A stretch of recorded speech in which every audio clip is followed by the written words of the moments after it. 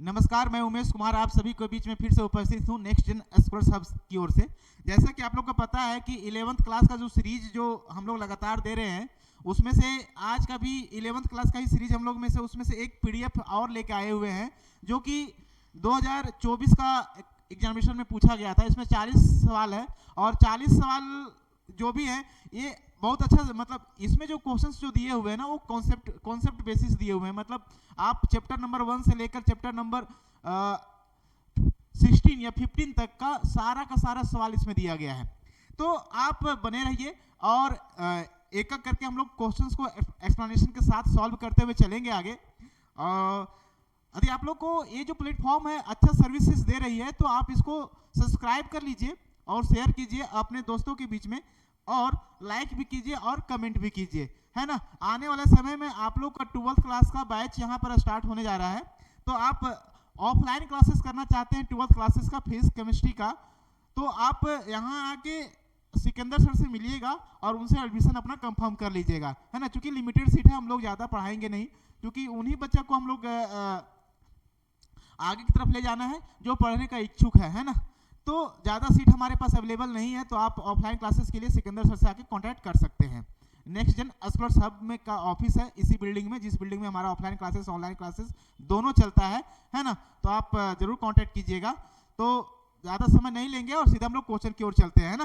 तो आज का जो पहला सवाल है वो है हमारा, बोल रहा है पहला क्वेश्चन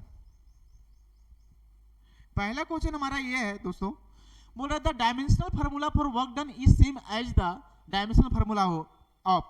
बोला है डायमेंशन फार्मूला, वर्क डन का जो डायमेंशन फार्मूला होता है वही सेम फार्मूला किसी और क्वांटिटी के लिए होता है। कौन सा क्वांटिटी के लिए सेम डायमेंशन फार्मूला होता है? तो आपको पता है वर्क डन जो होता है ना, वो वर्क डन क्या होता है। यदि आप बेसिक फार्मूला में आइएगा तो लिखते हैं हम लोग क्या है, फोर्स इंटू डिस्प्लेसमेंट। ये हमारा बेसिक फार्मूला है, यही है ना, फोर्स इंटू डिस्प्लेसमेंट। तो आप लोग को पता है फोर्स का जो डायमेंशन होता है वो होता है एम एल टी के पावर -2 और डिस्प्लेसमेंट मतलब एल। तो इसको आप कंबाइन कीजिएगा, मल्टीप्लाई कर लोगे आप, तो आपको क्या मिलेगा, एम एल स्क्वायर टी के पावर -2, यही ना मिलेगा। ये है dimension formula for work done. आप इसमें से आप बता दो मुझे कि मोमेंटम का डायमेंशन फार्मूला क्या यही होगा। मोमेंटम का आप आओगे P is equal to mass into velocity, तो मास का तो कैपिटल M हो जाएगा, वेलोसिटी का L T के पावर -1 होगा, है ना। तो ये जो मोमेंटम का डायमेंशन फार्मूला है और ये वर्क डन का सेम है क्या? नहीं है, तो पहला ऑप्शन हमारे लिए नहीं होगा। सेकेंड ऑप्शन पावर, तो पावर का जो फार्मूला होता है मेरे दोस्त, है ना, वो आप लोग को पता है, पावर इज इक्वल टू क्या होता है, वर्क डन बटे टाइम, है ना, वर्क डन बटे टाइम। और वर्क डन का जो डायमेंशन फार्मूला होता है वो होता है एम एल स्क्वायर टी के पावर -2। यहां पे हम लोग निकाल के रखे हैं, डिवाइडेड बाय टाइम। आप इसको आप रीअरेंज कीजिएगा तो आपको क्या मिलेगा, एम एल स्क्वायर टी के पावर -3, यही ना मिलेगा। तो पावर का भी डायमेंशन फार्मूला आप देख लिए। अब एक है एनर्जी एनर्जी है क्या, तो एनर्जी जो है ना, तो ये भी आपका ऑप्शन में नहीं रहेगा, पावर भी नहीं रहेगा ना। एनर्जी क्या है, capacity of doing work, capacity of doing work, यही ना इसका स्टेटमेंट है, कैपेसिटी ऑफ डूइंग वर्क। मतलब आप जितना वर्क डन कीजिएगा किसके अनुसार, एनर्जी के अनुसार वर्क डन आप कीजिएगा। तो इसका मतलब यह हुआ कि एनर्जी का भी SI unit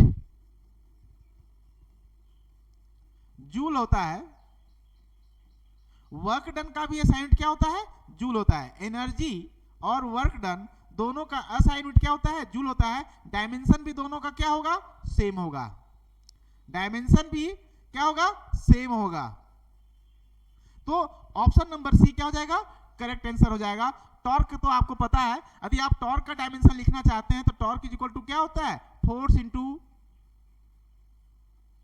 perpendicular distance, force into perpendicular distance, यही है टॉर्क। तो आप यहां पे एक चीज आप देखिए, डायमेंशनल फार्मूला आपको पूछा है तो वर्क डन का, है ना, और एनर्जी का दोनों का डायमेंशन फार्मूला क्या होगा, सेम होगा।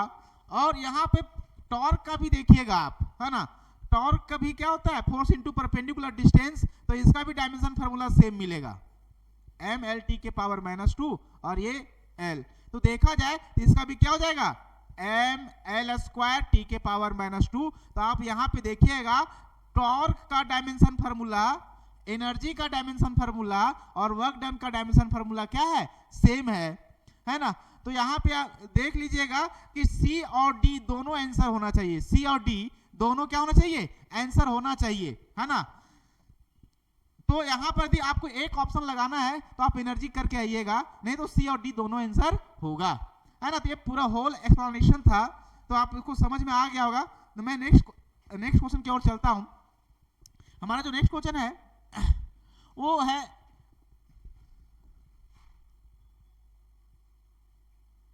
Question number 2। क्वेश्चन नंबर 1 कहां गया, ये 2 इसी में क्वेश्चन नंबर 2 होगा ना। ये है क्वेश्चन नंबर 2 हमारा,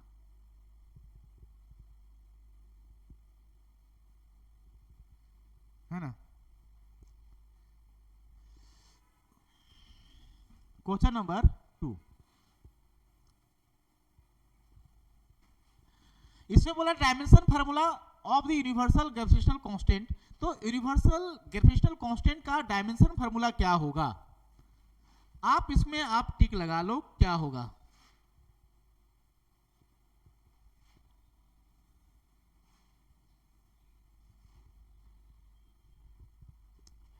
तो आपको पता है सबसे पहले ग्रेविटेशनल फोर्स होता है क्या है वो समझिए, इसका फार्मूला आपको याद है तो आपको याद करने की जरूरत नहीं पड़ेगा। डायमेंशनल फार्मूला ग्रेविटेशनल कांस्टेंट क्या होगा, एफ इज इक्वल टू आपको पता है capital G m1 into m2 divided by r square. तो जी का वैल्यू कितना हो जाएगा मेरे दोस्त, F r square divided by m1 m2। Okay, अब यहां फोर्स है तो फोर्स का डायमेंशन क्या होगा, एम एल टी के पावर -2, इजंट इट। और आर है मतलब डिस्टेंस है तो इसका क्या हो जाएगा, एल स्क्वायर हो जाएगा डिवाइडेड बाय मास क्या होगा, तो इसका क्या हो जाएगा डायमेंशन, कैपिटल एम दो बार होगा कि नहीं होगा, 2 बार होगा। आप इसको रीअरेंज कर लो तो देख लीजिए यहां क्या होगा, m यहाँ पावर 1 है या नीचे पावर कितना है, m2 पावर हो जाएगा, लेकिन ऊपर जाएगा तो m के पावर कितना बचेगा, -1 बचेगा।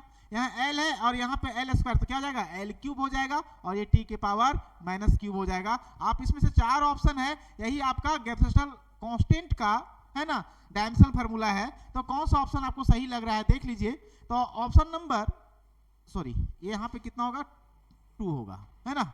तो क्या हो जाएगा डायमेंशनल फार्मूला कौन सा हो जाएगा, m के पावर -1 l के पावर क्यूब और t के पावर -2, है ना। तो इस तरह से आप ऑप्शन नंबर ए लगा लीजिएगा और बाकी ऑप्शन देखने का जरूरत नहीं है क्योंकि ये मल्टीपल चॉइस नहीं है, ये सिंगल चॉइस है। 4 का ऑप्शन है उसमें से एक चॉइस आपको है, एक चॉइस लगाना है ना। तो नेक्स्ट क्वेश्चन हमारा है, नेक्स्ट पेज में हम लोग चलना पड़ेगा क्वेश्चन नंबर 3 के लिए। ओके, ये है हमारा क्वेश्चन नंबर 3। क्वेश्चन नंबर 3 क्या कह रहा है देखिए, बोल रहा है which of the following is not the same name of physical quantity, है ना। मतलब इसमें से 4 को ऑप्शन दिया हुआ है आपके पास, इसमें से आपको बताना है कौन सा नाम फिजिकल क्वांटिटी का नहीं है। तो कौन सा नाम फिजिकल क्वांटिटी का नहीं है उसमें आप आते हैं। तो आप देखिए फिजिकल क्वांटिटी क्या है, किलोग्राम, ये यूनिट है, ये क्या है, ये यूनिट है। डेंसिटी ये क्या है, फिजिकल क्वांटिटी है, फिजिकल क्वांटिटी है, शॉर्ट में लिख लेंगे, है ना। ये भी फिजिकल क्वांटिटी है, ये एनर्जी भी फिजिकल क्वांटिटी है। फिजिकल क्वांटिटी किसे कहा जाता है, जिसको हम मेजर कर सकते हैं, जिसको हम माप सकते हैं उसको हम क्या कहते हैं, फिजिकल क्वांटिटी कहते हैं। आप बता दो यहां पर डेंसिटी को हम लोग मेजर करते हैं ना, मास पर यूनिट वॉल्यूम। दूसरा इंपल्स क्या है, force into time, if large amount of force acting for short duration, है ना, producing finite change in momentum, तो वो क्या कहलाता है आपका, इंपल्स कहलाता है। तो इंपल्स को भी मेजर करते हैं हम लोग, तो ये भी एक फिजिकल क्वांटिटी हुआ। एनर्जी तो फिजिकल क्वांटिटी है ही है, कैपेसिटी ऑफ डूइंग वर्क। लेकिन यहां पर किलोग्राम, किलोग्राम क्या है, मास का मेजर करने का एक यूनिट है मेरे दोस्त। तो यहां पर बोल रहा है कौन सा फिजिकल क्वांटिटी नहीं है, which of the following is not name of the physical quantity, कौन सा नाम फिजिकल क्वांटिटी का नहीं है। तो आप बता दीजिए, किलोग्राम यूनिट हो गया, बाकी तीनों क्या हो गया, फिजिकल क्वांटिटी हो गया। तो ऑप्शन नंबर क्या हो जाएगा, ए, किलोग्राम नाम है यूनिट का, ये नाम फिजिकल क्वांटिटी का नहीं है।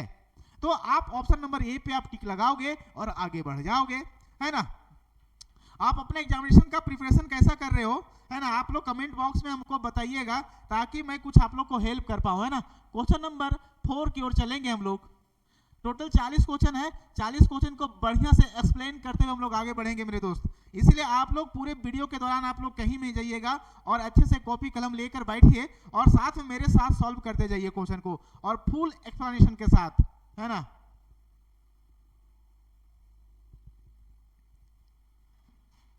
Question number 4, question number 4, question number 4 क्या कह रहा है, which SI unit is use to measure luminous intensity. बोल रहा है ल्यूमिनियस इंटेंसिटी को मेजर करने के लिए कौन सा एसआई मात्रक का यूज किया जाता है, एसआई यूनिट का यूज किया जाता है। तो आपको बता दूं कि एसआई यूनिट में, इंटरनेशनल सिस्टम ऑफ यूनिट में 7 फंडामेंटल फिजिकल क्वांटिटी को रखा गया है। उसमें से एक है ल्यूमिनियस इंटेंसिटी, जिसका एसआई यूनिट क्या है, कैंडेला। उसका यूनिट क्या है, कैंडेला। मैं यहां पे लिख देता हूं 7 फिजिकल क्वांटिटी में। सबसे पहला तो क्या है, मास है, मास का एसआई यूनिट क्या है, किलोग्राम,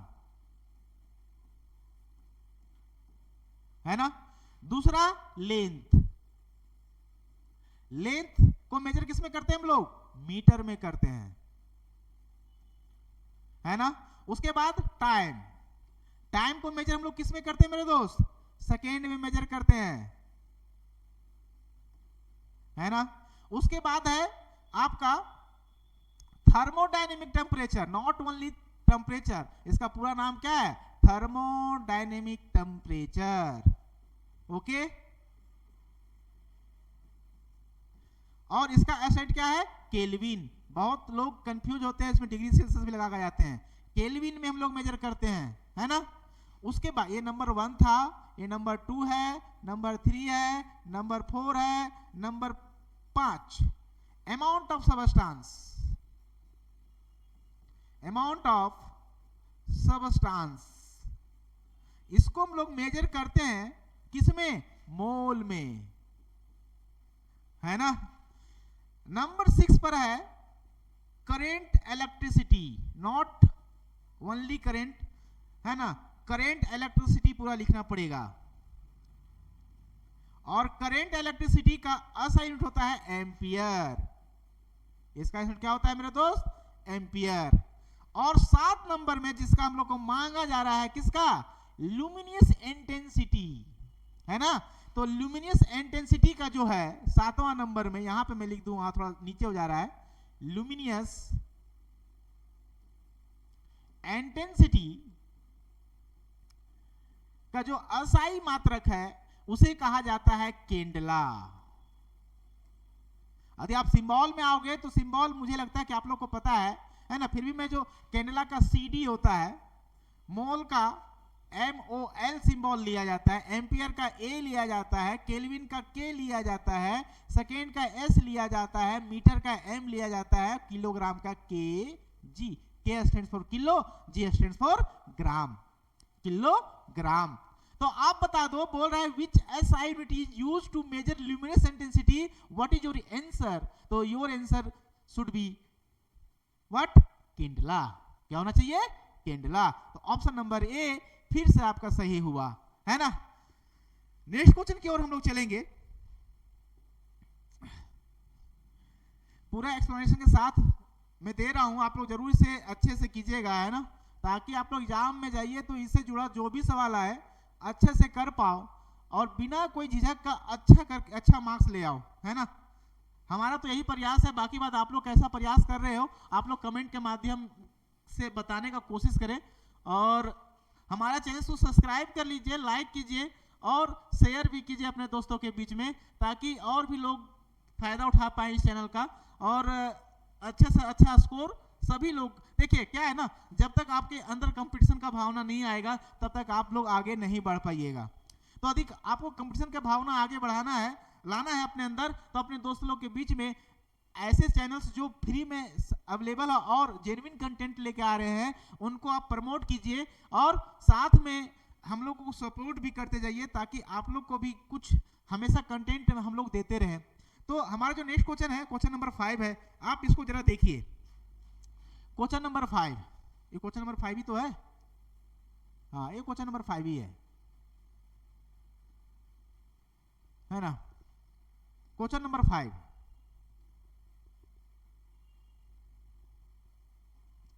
क्वेश्चन नंबर 5 बोल रहा है, if an object moves with constant speed in circular path can we say about its velocity.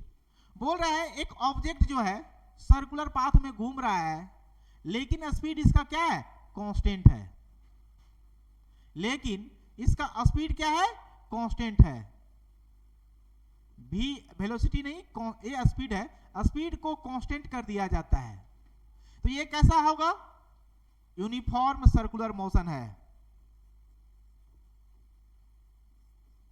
मैं इसका एक्सप्लेनेशन इतना बार दिया हूं कि आप लोग को ये रटा हुआ जैसा लगना चाहिए। ये यूनिफॉर्म सर्कुलर मोशन क्या होता है, एक एक्सेलरेटेड मोशन होता है, एन एक्सेलरेटेड मोशन। एक कैसा मोशन होता है, एक्सेलरेटेड मोशन होता है। कारण क्या है मैं बताता हूं कि जब यहां वेलोसिटी कांस्टेंट है लेकिन हर पॉइंट पर इसको सेंटर की ओर हमेशा मुड़ना होगा ना, तो हर पॉइंट पर इसका डायरेक्शन क्या हो रहा है, ऑब्जेक्ट का डायरेक्शन क्या हो रहा है, चेंज हो जा रहा है। भले स्पीड कांस्टेंट है लेकिन कंटिन्यूअस चेंज इन डायरेक्शन, है ना। Velocity of the object changes regularly. अब जब वेलोसिटी चेंज हो रहा है due to change in its direction, है ना, where is the speed is constant, उसका मैग्नीट्यूड कांस्टेंट है लेकिन डायरेक्शन क्या हो रहा है, वेरी हो रहा है, जिसके कारण वेलोसिटी हमेशा हर पल चेंज होगा और इसी के कारण इसे कहा जाता है accelerated motion. Uniform circular motion is an accelerated motion. Why, तो इसका एक ही रीजन है, due to continuous change in direction of an object. यही आपका, यदि आपको एक मार्क्स में लिखने के लिए भी आ जाए तो आप लोग यही जवाब दीजिएगा। तो ये क्या होगा, option number A, it is velocity constant होगा क्या, नहीं, ये ऑप्शन गलत हो जाएगा। इट इज चेंजिंग, ये क्या होगा, हमेशा चेंज होगा, तो ऑप्शन नंबर बी क्या होगा, करेक्ट आंसर होगा, है ना। ये क्या हो जाएगा, option number B correct answer हो जाएगा मेरे दोस्त। तो नेक्स्ट क्वेश्चन की ओर हम लोग चलेंगे, क्वेश्चन नंबर 6 की ओर,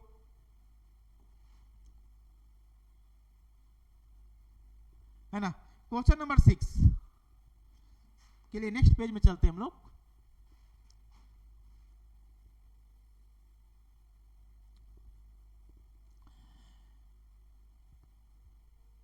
बड़ा आसान क्वेश्चन फिर आप लोगों के सामने है। बोल रहा है which of the following quantity is a vector. इनमें से 4 ऑप्शन दिया हुआ है, चारों ऑप्शन में से आपको बतलाना है कि कौन सा ऑप्शन है ऐसा जो कि वेक्टर क्वांटिटी नहीं है। तो कौन सा ऑप्शन ऐसा है जो वेक्टर क्वांटिटी नहीं है मेरे दोस्त, आप बता सकते हो क्या। तो आपको सही जवाब होगा, वेक्टर क्वांटिटी क्या होता है, ऐसा क्वांटिटी जिसके पास मैग्नीट्यूड भी है, डायरेक्शन भी है और साथ में वेक्टर लॉ ऑफ एडिशन को फॉलो कर रहा है। ये 3 नेसेसरी कंडीशंस है to be a vector quantity. Vector quantity होने के लिए आपके पास 3 नेसेसरी कंडीशन होना चाहिए, magnitude, direction, that quantity must be follow vector law of addition. तो ये चीज आप देख लो, स्पीड क्या है, ये आपका स्केलर है, डिस्टेंस भी क्या है, स्केलर है, इसके पास कोई डायरेक्शन नहीं है, सिर्फ मैग्नीट्यूड है ना। टाइम क्या है, स्केलर है। एक ही ऑप्शन आपके पास बचा, वेलोसिटी, है ना। तो वेलोसिटी क्या है, वेक्टर क्वांटिटी है, और वेक्टर क्वांटिटी जीरो हो सकता है, नेगेटिव हो सकता है ना, और पॉजिटिव भी हो सकता है। तो ये वेक्टर क्वांटिटी का काइनेटिक्स समझ लो, है ना। लेकिन स्केलर क्वांटिटी, है ना, स्केलर क्वांटिटी आप देख लोगे तो इससे कुछ अलग आपको मिलेगा, है ना। तो ये आप जरूर देख लीजिएगा कि वेलोसिटी क्या है, एक वेक्टर क्वांटिटी है। नेक्स्ट क्वेश्चन की ओर हम लोग चलेंगे, क्वेश्चन नंबर 7। क्वेश्चन नंबर 7, तो 7 क्यों, नेक्स्ट पेज में हम लोग को मिलेगा क्वेश्चन नंबर 7। तो यहां से क्वेश्चन नंबर 7 में हम लोग आते हैं और इसको सॉल्व करते हैं हम लोग। इसमें 4 ऑप्शन दिया हुआ है, बोल रहा है which equation of motion can be used to find the final velocity, है ना। फाइनल वेलोसिटी फाइंड करने के लिए मतलब भी निकालने के लिए आप 4 इक्वेशन में, 4 ऑप्शन में से कौन सा ऑप्शन को आप चूज कीजिएगा, जबकि क्या क्या दिया हुआ है आपके पास, इनिशियल वेलोसिटी दिया हुआ है, u गिवन है, गिवन में क्या है, u है, डिस्प्लेसमेंट है, s है, एक्सेलरेशन है। तो बोल रहा है फाइनल वेलोसिटी निकालना है, तो देखते हैं इसमें 4 ऑप्शन कौन सा हम लोग लगा सकते हैं। यही है हमारे पास, आप देख लीजिएगा, हमको निकालना है v, है ना, u दिया हुआ है, s दिया हुआ है, a दिया हुआ है, तो ऑप्शन नंबर डी क्या हो जाएगा, करेक्ट आंसर हो जाएगा। v square is equal to u square plus 2as, v square is equal to u square plus 2as। इसमें एक्सेलरेशन है, डिस्प्लेसमेंट है, इनिशियल वेलोसिटी दिया हुआ है, तो final velocity we can calculate. हम लोग जिसको कैलकुलेट कर सकते हैं वो क्या होगा, फाइनल वेलोसिटी होगा। ऑप्शन नंबर डी क्या होगा, इसका करेक्ट आंसर होगा, है ना। तो ये हमारा नेक्स्ट क्वेश्चन की ओर हम लोग चलेंगे, क्वेश्चन नंबर 8।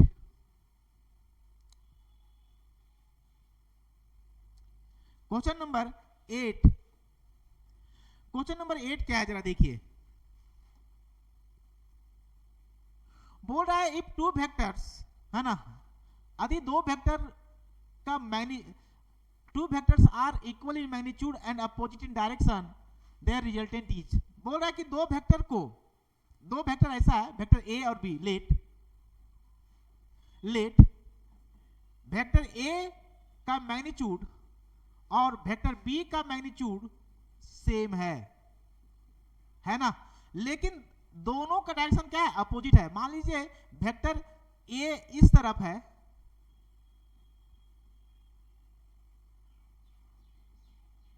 वेक्टर बी इस तरफ है ना। तो दोनों का रिजल्टेंट, मतलब रिजल्टेंट वेक्टर क्या लेना है, वेक्टर ए प्लस बी। तो यहां वेक्टर बी है क्या, या फिर वेक्टर ए है क्या, एक दूसरे का नेगेटिव वेक्टर है ना, एक दूसरे का क्या है, नेगेटिव वेक्टर है। तो यहां पे आप देखोगे कि दोनों का बीच का एंगल यदि आप ऐसे मैथमेटिकली कैलकुलेट करोगे तो कितना होगा, 180 डिग्री, 180 डिग्री। तो आप रिजल्टेंट का फार्मूला तो आपको पता है ना, A square plus B square plus 2ab cos theta, है ना। यदि थीटा का वैल्यू 180 डिग्री आप पुट करते हो, मतलब cos 180 का वैल्यू -1 होता है मेरे दोस्त, और आप यहां पे पुट कर लोगे तो आ जाएगा A square plus B square minus 2ab। आप देखोगे नीचे फार्मूला में सेट हो जाएगा, root under a minus B का होल स्क्वायर, स्क्वायर और रूट कैंसिल हो जाएगा, a माइनस बी हो जाएगा रिजल्टेंट। लेकिन यहाँ पे मैग्नीट्यूड a और b का दोनों का क्या है, सेम है, तो ये कितना हो जाएगा, r का वैल्यू 0 हो जाएगा। क्या हो जाएगा, 0 हो जाएगा, है ना। ऐसे स्टेटमेंट देख के आप टिक लगा सकते हो, लेकिन ऐसे बच्चे जिनको मैथमेटिकली भी आपको समझना है तो आप इस तरह से एक्सप्लेनेशन के साथ आगे आप बढ़ सकते हो। तो ये हमारा ऑप्शन नंबर कौन सा हो जाएगा, ऑप्शन नंबर क्या हो जाएगा, सी हो जाएगा। यदि 2 इक्वल और अपोजिट वेक्टर को हम लोग का रिजल्टेंट निकालते हैं तो कितना होगा, 0 होगा। क्या होगा, 0 हो जाएगा। तो ये option number C is the correct answer for the question 8। Now next question हमारा है question number 9।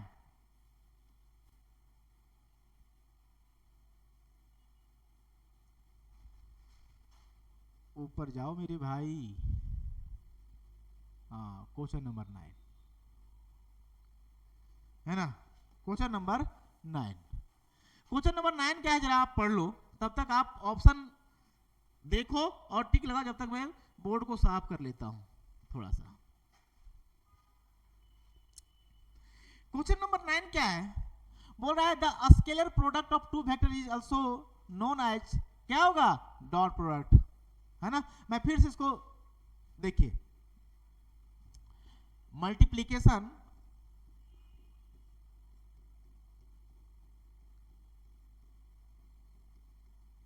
Multiplication of two vectors दो तरह का है। एक है आपका डॉट प्रोडक्ट, एक है आपका क्रॉस प्रोडक्ट। मतलब ए डॉट बी, फार्मूला तो आपको पता होगा, ए बी कॉस थीटा, और यहां पे ए क्रॉस बी क्या हो जाएगा, ए बी साइन थीटा, और साथ में यूनिट वेक्टर एन, है ना। तो यहां पे आप देखिएगा ए डॉट बी का जो रिजल्ट है वो क्या मिल रहा है, स्केलर।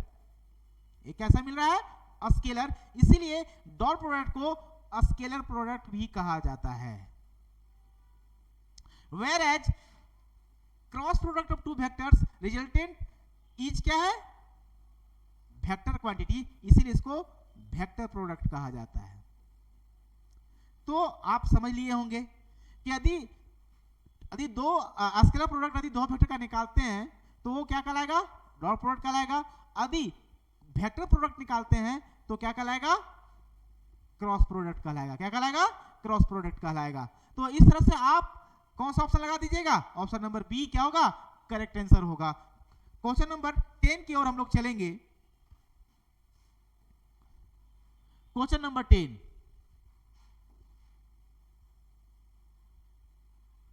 देखिए बहुत ही आसान सवाल पूछा जाता है, लेकिन कॉन्सेप्ट आपको क्लियर होना चाहिए, तभी जाकर आप इन सारे सवालों का जवाब दे पाओगे। यदि आपका कॉन्सेप्ट क्लियर नहीं है तो आप इन सारे सवालों का जवाब देने में असक्षम कहीं ना कहीं आप पाओगे। और यदि सारा कॉन्सेप्ट को क्लियर करना है तो आपको क्या करना होगा ना, कि अच्छे से पढ़ना होगा बुक को, है ना। और जब अच्छे से आप बुक पढ़ोगे तो आपको समझ में आएगा कि सारे सवाल बहुत ही इजी है, बहुत भारी सवाल नहीं है। तो यदि आप कॉन्सेप्ट को अच्छे से क्लियर करना चाहते हैं तो मैं फिर से पुनः कहूंगा कि हमारा जो नेक्स्ट स्कॉलर्स हब का जो ऑफलाइन बैचेस चलते हैं, चाहे केमिस्ट्री का हो या फिजिक्स का हो, आप ज्वाइन कर सकते हैं। यहाँ पे जो सिकंदर सर है उनसे कांटेक्ट करें और अपना एडमिशन को कंफर्म कर लें, क्योंकि हम लोग लिमिटेड सीट को ही पढ़ाने वाले हैं। ज़्यादा और ट्यूशन जैसा नहीं करेंगे कि यहाँ पे जितना स्टूडेंट आ रहे हैं वैसे आते जाएंगे, क्योंकि उतना टाइम भी हमारे पास नहीं रहता है। तो जितना लिमिटेड टाइम है उसी में से बच्चों को ट्रेंड करना है, उन्हीं में से शिक्षा देना है बच्चों को। जितना मुझे आता है मैं उतना देने का कोशिश करूंगा, है ना। मैं ये भी नहीं कहता हूं कि मैं आपको पूरा का पूरा बुक ऐसा पढ़ा दूंगा कि मत पूछो कि आप पंडित हो जाइएगा, ऐसा नहीं है। लेकिन मुझे जितना आता है मैं आपको पढ़ाने का कोशिश करूंगा, और मैं विश्वास रखिए हजारीबाग में आप कहीं ना कहीं अव्वल आइएगा, है ना, पढ़ने के बाद। तो आप यहाँ पे देखिएगा कि जो क्वेश्चन नंबर 10 है उसमें बोल रहा है in a projectile motion the horizontal component of velocity remains, क्या होता है। तो आपको बता देते हैं कि ये आप एक प्रोजेक्टाइल मोशन आप बना रहे हैं, तो यहां पर इनिशियली कुछ ना कुछ तो वेलोसिटी दीजिएगा ना ऑब्जेक्ट को, तो ये इस प्रकार का कुछ इस प्रकार का मोशन करेगा। तो ऑब्जेक्ट ऊपर भी जा रहा है और हॉरिजॉन्टल डिस्टेंस भी कवर कर रहा है। इसका मतलब इसका दो कंपोनेंट है इस वेलोसिटी का, एक तो है हॉरिजॉन्टल कंपोनेंट, है ना, और एक है वर्टिकल कंपोनेंट।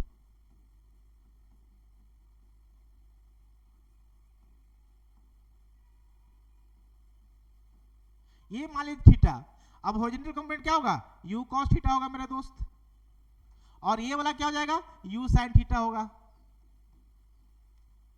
लेकिन इस कंपोनेंट समय के साथ जैसे जैसे प्रोजेक्टाइल आगे की ओर बढ़ेगा वैसे वैसे चेंज होते जाएगा। क्यों चेंज होगा, ड्यू टू ग्रेविटी, क्योंकि एक्सेलरेशन किधर होगा, नीचे की ओर होगा, है ना। अर्थ का ग्रेविटी हमेशा ऑब्जेक्ट को किधर खींचेगा, नीचे की ओर खींचेगा। इसका मतलब ये हुआ कि धीरे धीरे जैसे जैसे ऑब्जेक्ट ऊपर की तरफ जाएगा वैसे वैसे वेलोसिटी वर्टिकल कंपोनेंट क्या होगा, घटते चला जाएगा। और जहां पे मैक्सिमम हाइट होगा वहां पे जो वर्टिकल कंपोनेंट है ना, वर्टिकल कंपोनेंट ऑफ वेलोसिटी है वो 0 हो जाएगा। लेकिन हॉरिजॉन्टल कंपोनेंट जो है वो क्या रहेगा, जितना इनिशियल में था, कितना था इनिशियल में, u cos थीटा था, यहां भी कितना ही रहेगा, u cos थीटा। क्योंकि इस जो हॉरिजॉन्टल कंपोनेंट ऑफ वेलोसिटी है उसको अफेक्ट करने के लिए कोई फैक्टर वहां पे अवेलेबल नहीं है, जबकि वर्टिकल कंपोनेंट को कौन अफेक्ट कर रहा है, ग्रेविटी अफेक्ट कर रहा है।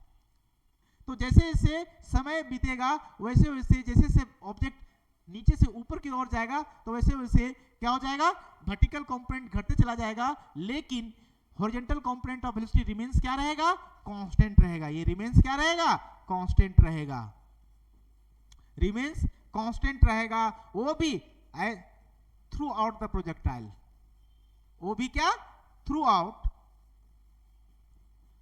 The projectile.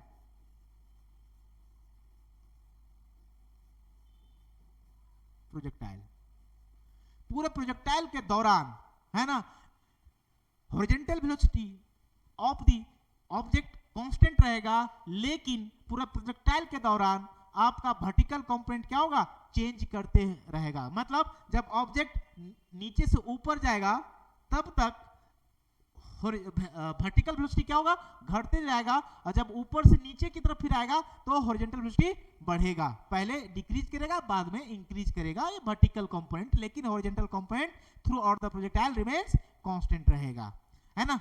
और मैं कुछ और फैक्ट बता दूं, जब हम प्रोजेक्टाइल मोशन पढ़ते हैं ना तब कुछ फैक्टर को इग्नोर करना पड़ता है। जैसे rotational effect of the earth को इग्नोर कीजिएगा, आप एयर का रेजिस्टेंस को इग्नोर कीजिएगा। तो ये सारे कुछ फैक्टर हैं जिनको आप इग्नोर करना पड़ेगा जब आप प्रोजेक्टाइल मोशन आप पढ़ोगे, है ना। क्वेश्चन नंबर 11 में हम लोग चलते हैं।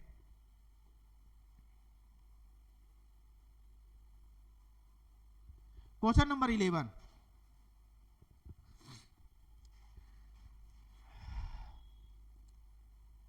देखिए ये क्वेश्चन अच्छा है। बोल रहा है ये ball of mass m strikes a rigid wall with velocity u and rebounds with the same speed, the impulse imparted to the ball by the wall। बोल रहा है देखिए एक वॉल है ना, ये क्या है, एक वॉल है, एक रिजिड वॉल है, फिक्स्ड वॉल है। ये तो वॉल हो गया। एक बॉल जो कि u वेलोसिटी के साथ आगे बढ़ रहा है जिसका मास m है, तो इनिशियल मोमेंटम कितना हो जाएगा बेटा, मास इनटू यू, है ना। जब यहां से टकराया और फिर इसी डायरेक्शन में इधर आ गया, वापस आया टकराने के बाद, मास तो उतना ही रहेगा, फाइनल वेलोसिटी कितना हो जाएगा, v हो जाएगा। लेकिन जितना इनिशियल वेलोसिटी था मैग्नीट्यूड में उतना ही फाइनल भी रहेगा, तो ये कितना हो जाएगा, v इक्वल टू यू, और ये माइनस यू के बराबर होगा। क्योंकि ये इस तरफ जा रहा था तो पॉजिटिव ले रहे हैं, जब टकरा के जिसका अपोजिट में आ रहा है तो नेगेटिव लेंगे, क्योंकि वेलोसिटी क्या होता है, वेक्टर क्वांटिटी होता है ना। तो इस डायरेक्शन में पॉजिटिव लेंगे तो इस डायरेक्शन में क्या लेना पड़ेगा, नेगेटिव लेना पड़ेगा। क्योंकि इनिशियल स्पीड और टकराने के बाद का स्पीड क्या है, सेम है, तो यहाँ u माने हुए थे हम लोग, तो यहाँ भी फाइनल वेलोसिटी क्या होगा, u ही हो जाएगा। तो आपको इंपल्स आपके बोल रहा है इंपल्स कितना लगेगा, तो इंपल्स के बारे में आपको पता होगा, change in the momentum, change in momentum. Change in momentum मतलब final momentum, final p minus initial p। तो फाइनल p कितना हो जाएगा यहां पर, pf मास इंटू v, तो ये मास इंटू v हो गया मेरे दोस्त, minus initial momentum mass into u। क्योंकि यहां v माइनस u के बराबर है तो ये माइनस mu हो जाएगा, ये भी माइनस mu है, तो ये माइनस 2 mu हो जाएगा। तो ये जो चेंज इंपल्स कितना निकला, माइनस 2 mu निकला। तो माइनस 2 mu यहां पे आप देखोगे, इंपल्स को जैसे डिनोट करते हैं हम लोग दोस्त, तो ये प्लस 2 mu है, ये गलत हो जाएगा ऑप्शन। mu है, ये भी गलत हो जाएगा ऑप्शन, ये 0 तो नहीं होगा, ऑप्शन नंबर डी क्या हो जाएगा, करेक्ट आंसर हो जाएगा माइनस 2 mu, है ना। तो नेगेटिव इंपल्स जनरेट होगा किस पर, बॉल पर। किसके द्वारा लगाया गया इंपल्स, वॉल के द्वारा बॉल पर लगाया गया, है ना। तो आप इस तरह से सॉल्व कर सकते हैं। इसी की जगह पे आपको डेटा दे दिया जाए तो आप डेटा जरूर पुट करके बनाइएगा, क्योंकि यहां से सवाल आते ही आते हैं इंपल्स से, है ना। नेक्स्ट क्वेश्चन हम लोग चलेंगे, क्वेश्चन नंबर 12।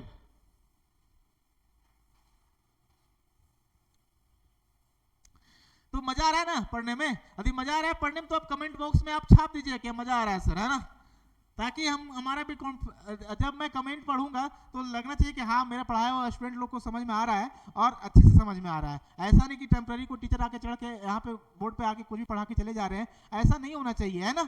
तो आप लोग को समझ में आ रहा है तो आप लोग कमेंट बॉक्स में जरूर लिखिएगा, है ना, इससे पता चलेगा कि मेरा पूरा वीडियो आप लोग देख रहे हो। नेक्स्ट क्वेश्चन, क्वेश्चन नंबर 12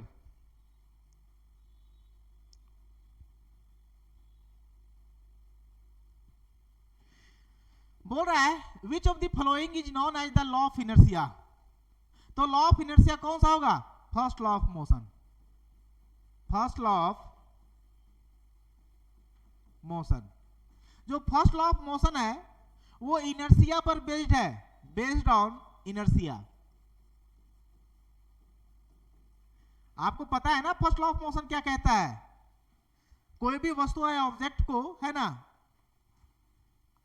अपना स्थिति तब तक बनाए रखता है जब तक उस पर बाहरी फोर्स नहीं लगता है ना। अब बाहरी फोर्स लगा दोगे तो उसका स्थिति क्या हो जाएगा? चेंज हो जाएगा। तो ये किसका कॉन्सेप्ट था? इनर्शिया का कॉन्सेप्ट था। इसीलिए इनर्शिया पर बेस्ड है कौन? First law of Newton's first law of motion. Newton's first law of motion.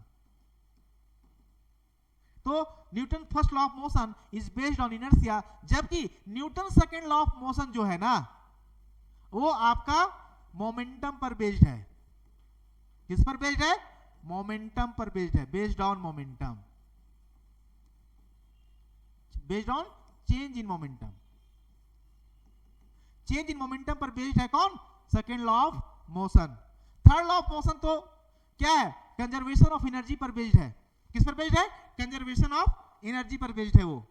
तो मैं आप लोग को बता दूं ये किस पर है? कंजर्वेशन ऑफ एनर्जी पर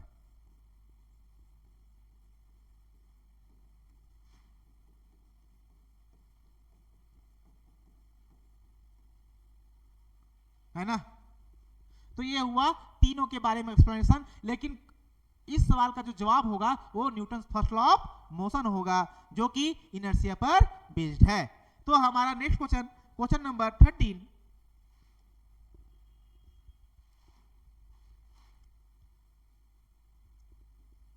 मजा आ रहा है ना? बोल रहा change in momentum is given by, just मैं बताया था चेंज इन मोमेंटम क्या होता है? इंपल्स होता है। Change in momentum, change in momentum किसके बराबर होता है? इंपल्स के बराबर होता है दोस्त। ये किसके बराबर होगा? इंपल्स के बराबर होगा। और इंपल्स किसके बराबर होता है? फोर्स इनटू टाइम के बराबर होता है। जैसे कि आप लोग जानते होंगे from second law of motion, second law of motion, आप यहां से आप इसको कैलकुलेट करो। F इज इक्वल टू क्या होता है मेरे दोस्त? dp upon dt, the rate of change of momentum is directly proportional to the force. तो यहां से चेंज इन मोमेंटम क्या हो जाएगा? फोर्स इनटू dt हो जाएगा, जो कि इंपल्स कहलाता है। क्या कहलाता है? इंपल्स कहलाता है। लेकिन यहां तो सीधा सीधी आपसे पूछा था कि चेंज इन मोमेंटम किसके बराबर होगा? फोर्स इनटू टाइम के बराबर। Option number B is the correct answer. Option number B is the correct answer. तो आप इस तरह से सवाल का जवाब आप देते जाओगे तो मजा आएगा और आपके अंदर कॉन्फिडेंस भी आएगा और अच्छे से आप जवाब दे पाओगे। क्वेश्चन नंबर 14 की ओर चलेंगे हम लोग। क्वेश्चन नंबर 14, क्वेश्चन नंबर 14 देखिए क्वेश्चन नंबर 14 क्या कहता है? बोल रहा है ये cork of mass 10 gram is floating on water, the net force acting on. एक समझिए, ये वाटर लेवल है, यहां पर एक कॉर्क तैर रहा है जिसका मास कितना है? मास आपका गिवन है 10 ग्राम। ये तैरेगा कब? जितना वेट फोर्स लग रहा है, mg लग रहा है, उतना ही रिएक्टिव फोर्स लग रहा है ना। तो यहां पे बोल रहा है the cork of mass 10 gram is floating on water, the net force acting. तो आप बताइए दोनों बराबर होना चाहिए, क्या होना चाहिए, दोनों बराबर होना चाहिए। तो नेट फोर्स की बात कर रहा है, तो नेट फोर्स कितना हो जाएगा, net force on cork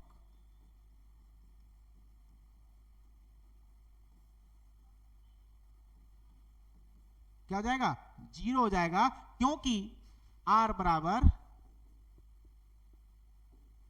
mg, तभी ये तैरेगा और तभी ये किसमें होगा, इक्विलिब्रियम में होगा। और जब तक ये इक्विलिब्रियम में नहीं होगा तब तक ये तैरेगा ही नहीं। समझिए वेट फोर्स ज्यादा हो जाता तो नीचे पानी में डूब जाता। यदि पानी के द्वारा लगाया गया बल कॉर्क पर ज्यादा होगा तो ये उछल जाता, ऊपर की ओर चला जाएगा। लेकिन ऐसा तो नहीं हो रहा है, उसी पर तैर रहा है, मतलब जितना वेट फोर्स नीचे की ओर लग रहा है उतना ही पानी के द्वारा बल लगाया जा रहा है, किस पर, कॉर्क के ऊपर। तो दोनों बराबर हो जाएगा। इसका मतलब क्या, नेट फोर्स निकालने के लिए दोनों का सम लेना होगा, तो सम ऑफ वर्टिकल फोर्सेस क्या हो जाएगा, 0 हो जाएगा, तभी नेट फोर्स क्या हो जाएगा, तभी नेट फोर्स निकलेगा। और ये इक्विलिब्रियम में तभी रहेगा जब 0 होगा। तो कुल मिला के कौन सा हो जाएगा, option number D is the correct answer होगा कि इसमें 0 न्यूटन का नेट फोर्स लगेगा। ये क्वेश्चन नंबर 14 था। नेक्स्ट क्वेश्चन हम लोग चलते हैं, क्वेश्चन नंबर 15।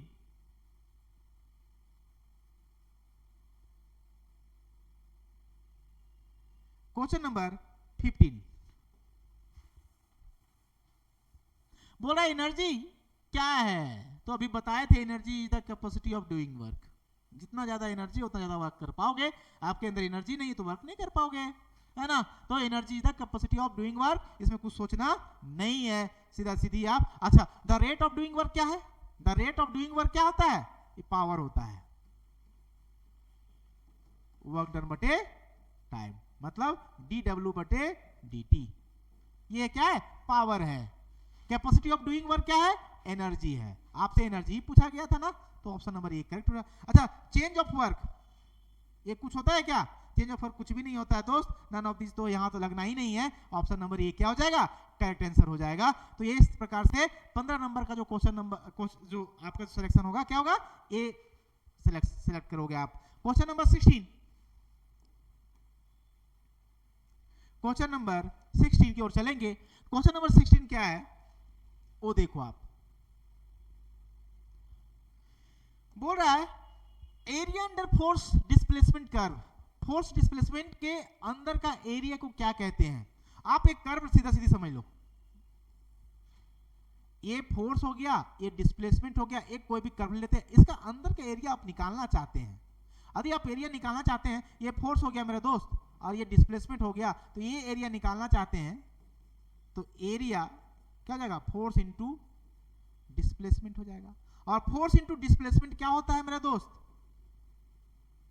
क्या होगा, वर्क डन, वर्क डन, क्या हो जाएगा, वर्क डन हो जाएगा, है ना। तो ये हो जाएगा आपका ऑप्शन नंबर डी। अच्छा, यहां पे आप देख लीजिएगा कि area under the force time graph क्या देगा, इंपल्स देगा।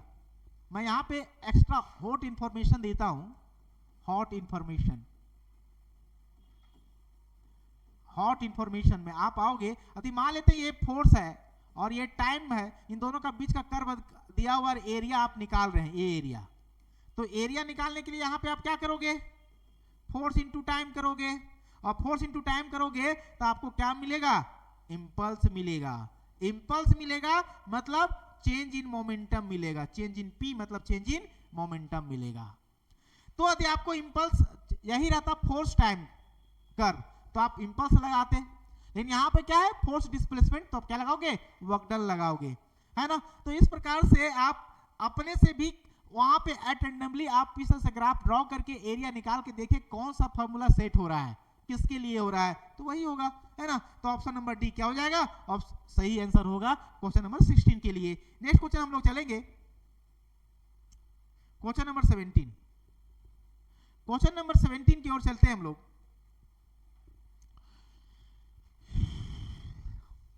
देखिए ये क्वेश्चन है हमारा, अच्छा ऐसा है,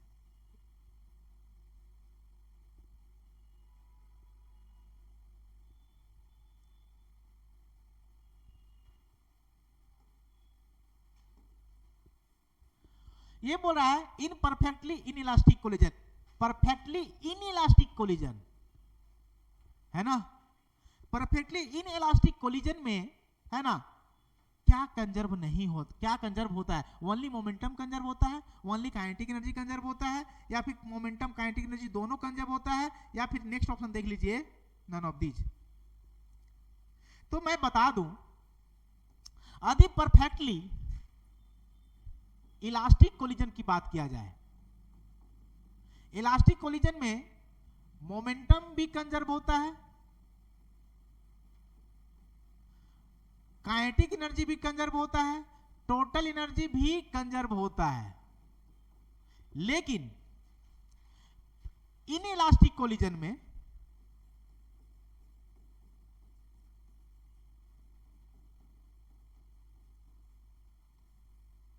है ना, kinetic energy is not conserve, kinetic energy conserve नहीं होता है, क्योंकि यहां पे जो एनर्जी है ना, लाइट में खर्च होगा, जब साउंड में जाएगा, हीट में जाएगा, etc, है ना।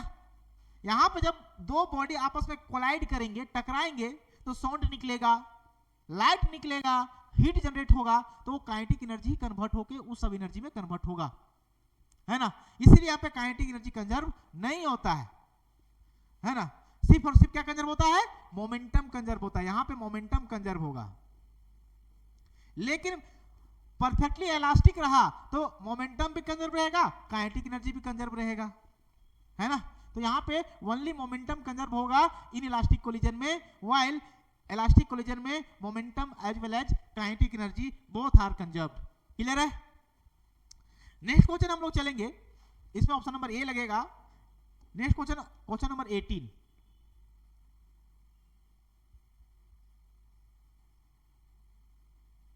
क्वेश्चन नंबर 18 बोल रहा है, इन इफ एन एथलेटिक्स, क्या लिखा हुआ एथलीट, हाँ, इफ एन एथलीट डॉक्स कितना 50 joules of work in 4 second, what is the power output? Power is equal to क्या होता है बेटा? पावर बहुत आसान है, power is equal to work done by time. तो वर्क डन कितना किया है? 500 जूल किया है ना। कितना टाइम में किया है? 4 सेकंड में किया। कटेगा क्या? कटेगा तो काटो, और कट जाता है तो आंसर ले लो। तो ये कितना हो जाएगा? 125। कितना जाएगा? 125 वाट, है ना। तो 125 वाट क्या हो जाएगा इसका?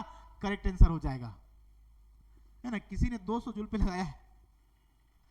वर्क डन कितना किया? 500 किया, 4 सेकंड में किया, तो 500 को 4 से डिवाइड कर दोगे तो जो आंसर आएगा वो आपका सही आंसर हो जाएगा, है ना।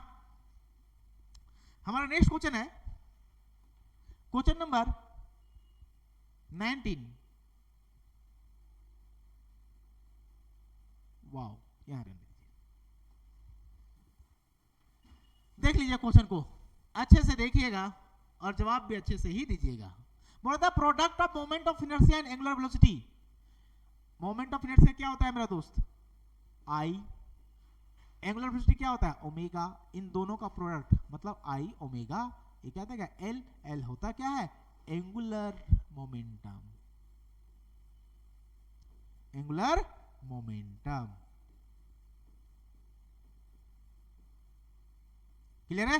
तो ऑप्शन नंबर डी इसका क्या हो जाएगा? बहुत ही आसान जवाब हो जाएगा, है ना। तो product of moment of inertia and angular velocity will give the angular momentum. Okay, now next question, question number 20। Question number 20 क्या कहता है जरा देखिएगा, आगे हम लोग बढ़ते हैं। अच्छा, इसको बुलाना।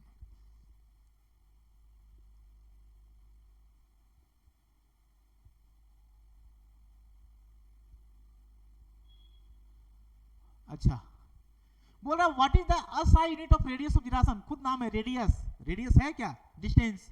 रेडियस है क्या? डिस्टेंस। इसका एसआई पूछ रहा है बेटा, क्या होगा? मीटर ना होगा तो क्या हो जाएगा?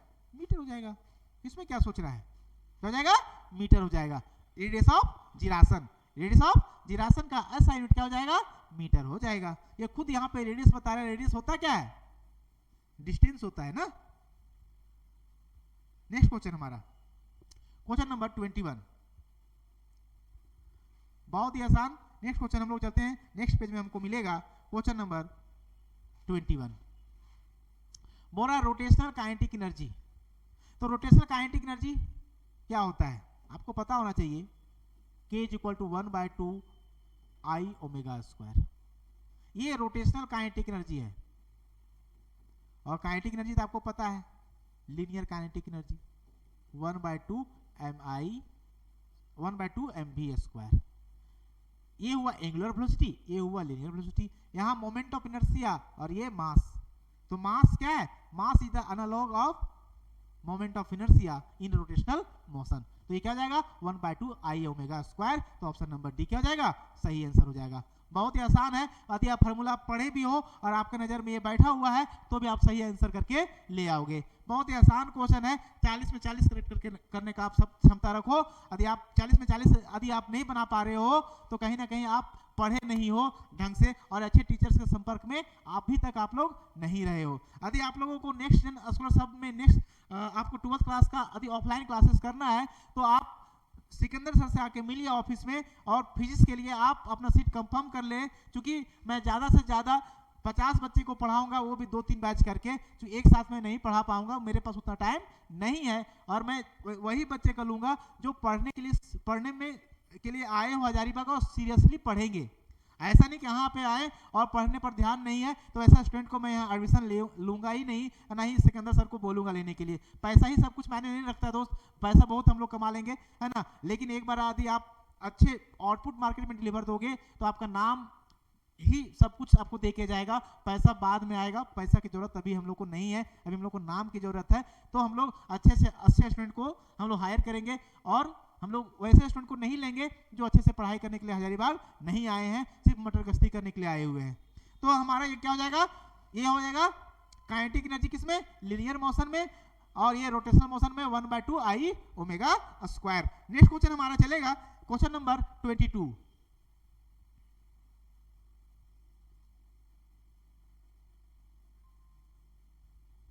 क्वेश्चन नंबर बोल रहा है the moment, what is the moment of inertia of solid cylinder. तो moment of inertia of solid cylinder क्या होता है, सबसे पहले ये सॉलिड सिलेंडर है, किसके अबाउट मांग रहा है भाई, इसके ऑन एक्सिस के अबाउट, इसका मास m है और रेडियस r है। तो मोमेंट ऑफ इनर्शिया क्या हो जाएगा, I is equal to 1/2 mr square. Same किसका होता है, डिस्क का भी होता है, डिस्क का भी। ये मान लो ये डिस्क है, डिस्क का रेडियस r है और एक एक्सिस जो परपेंडिकुलर टू इट्स प्लेन है, तो इसका जो मोमेंट ऑफ इनर्शिया क्या होता है 1/2 mr स्क्वायर होता है, जो कि सॉलिड सिलेंडर का भी उसके एक्सिस के अबाउट होता है। तो ऑप्शन नंबर बी क्या हो जाएगा, इसका सही आंसर हो जाएगा 1/2 mr स्क्वायर, है ना। नेक्स्ट क्वेश्चन हमारा है क्वेश्चन नंबर 23। आप मोमेंट ऑफ इनर्शिया से क्वेश्चन रहेगा, आप स्फीयर का, सॉलिड स्फीयर का, हॉलो स्फीयर का, है ना, रिंग का और डिस्क का, और उसके बाद फिर आप रेक्टेंगुलर का, स्क्वायर का, ये सब का आप मोमेंट ऑफ इनर्शिया आप एक बार जरूर देख लीजिएगा, क्योंकि यहाँ से सवाल हर साल रहता ही रहता है एक क्वेश्चन, है ना। तो आप इसे अच्छे से देख के जाइएगा और याद करके जाइएगा ताकि आप वहां से टिक लगा पाओ, है ना। नहीं तो फिर आप डेरिवेशन करने के लिए बहुत लंबा लंबा डेरिवेशन जाएगा इन लोगों का, तो उतना टाइम नहीं रहेगा आपके पास। मात्र 1 घंटा में आपको 40 क्वेश्चन करना है, तो आप ये समझ लो कि आपका स्पीड क्या होना चाहिए, है ना। Next question, question number 23।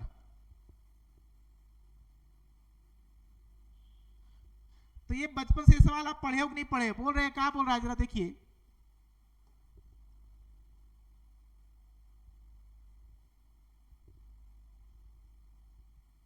बोल रहा है which law describe the orbits of planet around the sun. कौन सा लॉ है ना सन के अराउंड प्लैनेट का ऑर्बिट को डिस्क्राइब करता है, तो केपलर्स लॉ। क्या करता है? Kepler's law. केपलर्स लॉ 3 तरह का होता है कि नहीं होता है? आपको पता है ना केपलर्स लॉ? नहीं पता? आप लोग को पता होगा। 3 तरह का है, law of orbit, law of orbit, जो कि क्या बोलता है कि अंडाकार पाथ में कोई भी प्लैनेट सन के अराउंड घूमता है ना? उसके बाद law of area, law of area, और एक तीसरा लॉ है law of time, law of time. ये 3 लॉ दिया गया था किनके द्वारा? केपलर्स के द्वारा, है ना? तो फर्स्ट लॉ क्या था? Law of orbit. Second law क्या था? Law of area. और थर्ड लॉ था लॉ ऑफ टाइम, है ना? तो ये आपका कौन सा होगा? केपलर्स लॉ हो जाएगा, जो कि ऑप्शन नंबर सी में लिखा गया है ना? न्यूटन लॉ तो आप जानते हैं, मोशन में दिया है। न्यूटन का लॉ तो बहुत जगह पर है, हर जगह पे न्यूटन घुसे हुए हैं, है ना? फैराडे आपको एमआई में मिल जाएंगे, इलेक्ट्रोमैग्नेटिक इंडक्शन में। किरचॉफ आप करंट में देख लीजिएगा, करंट इलेक्ट्रिसिटी में, है ना? करंट इलेक्ट्रिसिटी में, जहां पे केवीएल एंड केसीएल 2 लॉ इन्होंने दिया था, है ना? केपलर्स आपको ग्रेविटेशनल चैप्टर में मिल जाएगा, जहां पे आपको बताया गया है कि एक प्लैनेट सन के अराउंड किस पाथ में घूमता है, कितना एरिया कवर करता है, इक्वल टाइम में स्वेप्ट करता है एरिया, और कितना टाइम में वो एक बार वो घूम लेता है। ये तीनों का तीनों चीज को एक्सप्लेनेशन दिया गया है किसके द्वारा? केपलर्स के द्वारा। फर्स्ट, सेकेंड और थर्ड लॉ, यानी law of orbit, law of area and law of time. तो कुल मिला के which law describe the orbits of planet around the sun? तो option number C, that is Kepler's law, मतलब Kepler's law. Next question हमारा है question number 24।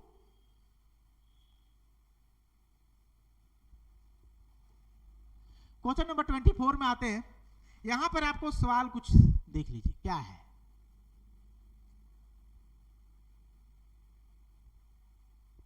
ये 24 number question है। बोल रहा है where it will be profitable to purchase 1 kilogram of sugar. 1 kilogram 1 KG sugar खरीदने के लिए आप कहां खरीदोगे जो कि आप प्रॉफिट में रहोगे? तो आप ये जानते हैं कि वेट इज इक्वल टू क्या होता है? मास इंटू जी, और जी जहां पर ज्यादा होगा वहां पर वेट भी ज्यादा होगा, है ना? तो हमको शुगर वहां खरीदना है जहां पर जी का वैल्यू कम हो, जी का वैल्यू कम हो। तो आपको पता है जी का जो फॉर्मूला होता है √अंडर GM R स्क्वायर, यही ना? On the surface of the earth. तो आप देखिएगा इक्वेटर पर, ये आपका इक्वेटर है, इक्वेटर पर R मैक्सिमम होगा तो G क्या हो जाएगा? मिनिमम हो जाएगा, है ना? और जब G मिनिमम होगा तो यहां पर वेट क्या हो जाएगा? शुगर खरीदना हमको प्रॉफिटेबल होगा।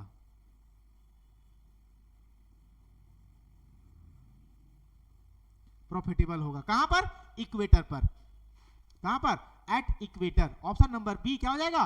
सही आंसर होगा, क्योंकि इक्वेटर पर रेडियस ज्यादा होता है ना अर्थ का, और यहां पे देख रहे हो कि रेडियस क्या है? इनवर्सली प्रोपोर्शनल है। तो यहां पर जहां रेडियस ज्यादा होगा वहां जी मिनिमम होगा, और जी मिनिमम होगा तो वहां पर वेट फोर्स क्या लगेगा? कम लगेगा, और वेट फोर्स कम लगेगा तो ज्यादा सामान चढ़ेगा, है ना? तो शुगर हमको खरीदना है ना, हमको प्रॉफिट देखना है अपने आप का। मतलब कुल मिलाकर ऐसा है ना भाई कि यदि आप इक्वेटर पर अपने आप को तोलाओगे, मतलब अपने आप को तोलोगे तो कम वेट आएगा, लेकिन अपने आप को पोल पर ले जाओगे तो ज्यादा वेट आएगा। लेकिन हमको तो खरीदना है तो ज्यादा सामान चढ़ना चाहिए, तो ज्यादा सामान, ज्यादा वेट कहाँ कम आएगा? तो कम वेट कहाँ आएगा? तो कम वेट इक्वेटर पर आएगा, पोल पे तो ज्यादा वेट हो जाएगा। इतना सामान भी क्या जाएगा? 1 केजी हो जाएगा, जबकि इक्वेटर पर इतना सामान 1 केजी होगा।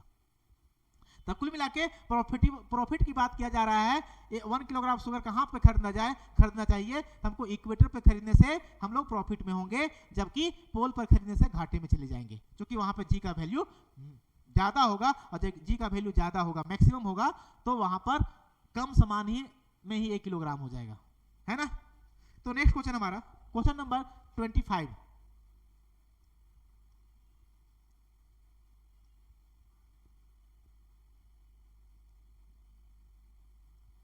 Question number 25।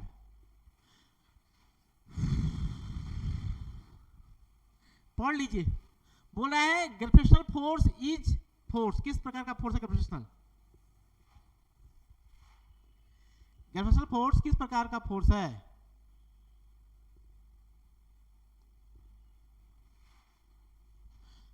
तो ग्रेविटेशनल फोर्स कैसा फोर्स है? लॉन्ग रेंज फोर्स है। कैसा फोर्स है ये? लॉन्ग रेंज फोर्स है। आप देखते हो ना यूनिवर्स में जितना भी ऑब्जेक्ट है, सारे ऑब्जेक्ट ग्रेविटेशनल फोर्स एक्सपीरियंस कर रहा है due to the presence of the other object in the universe. मतलब यूनिवर्स के किसी कोने में एक प्लैनेट होगा, उसके चलते भी अर्थ ग्रेविटेशनल फोर्स महसूस कर रहा है ना, और अर्थ के चलते वो भी महसूस कर रहा है, किसी भी कोने में हो यूनिवर्स का। तो ये लॉन्ग रेंज फोर्स होता है। कैसा फोर्स होता है? लॉन्ग रेंज फोर्स होता है ना। ये कॉन्टैक्ट फोर्स तो होता नहीं है। इलेक्ट्रोमैग्नेटिक फोर्स किसके? दो चार्ज के बीच में लगता है ना। तो इलेक्ट्रोमैग्नेटिक फोर्स दो चार्ज के बीच में लगता है मेरा दोस्त, ये कॉन्टैक्ट फोर्स नहीं है। और ये क्या है? लॉन्ग रेंज फोर्स है, और सबसे वीकेस्ट फोर्स है। चार फंडामेंटल फोर्सेस में सबसे वीकेस्ट फोर्स यदि है तो वो कौन सा है? आपका लॉन्ग रेंज। सबसे वीकेस्ट फोर्स में सबसे चार फंडामेंटल फोर्स में सबसे वीकेस्ट फोर्स कौन सा है? ग्रेविटेशनल फोर्स है। और सबसे स्ट्रॉन्ग क्या है?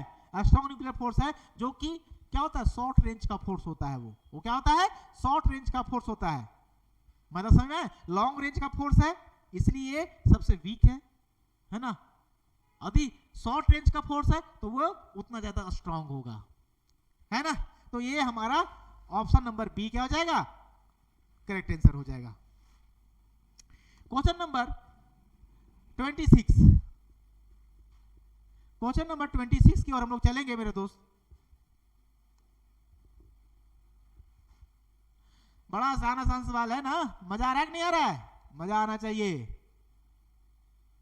देखिए क्वेश्चन नंबर 26 बोल रहा था रिस्टोरिंग फोर्स पर यूनिट एरिया, है ना। तो रिस्टोरिंग फोर्स पर unit area, force upon area, ये क्या कहलाएगा? स्ट्रेस कहलाएगा। क्या कहलाएगा? स्ट्रेस कहलाएगा, है ना। तो ये क्या हो जाएगा? ऑप्शन नंबर सी। स्ट्रेन है क्या? चेंज इन डायमेंशन, या फिर change in length by length, या फिर चेंज इन डायमेंशन। स्ट्रेन होता है क्या? चेंज इन डायमेंशन, कोई जरूरी नहीं length. Change in volume by volume हो सकता है, चेंज इन कुछ भी, है ना। कुछ भी नहीं, change in volume by volume, change in length by length, और एक आपका और होता है चेंज इन डायमेंशन।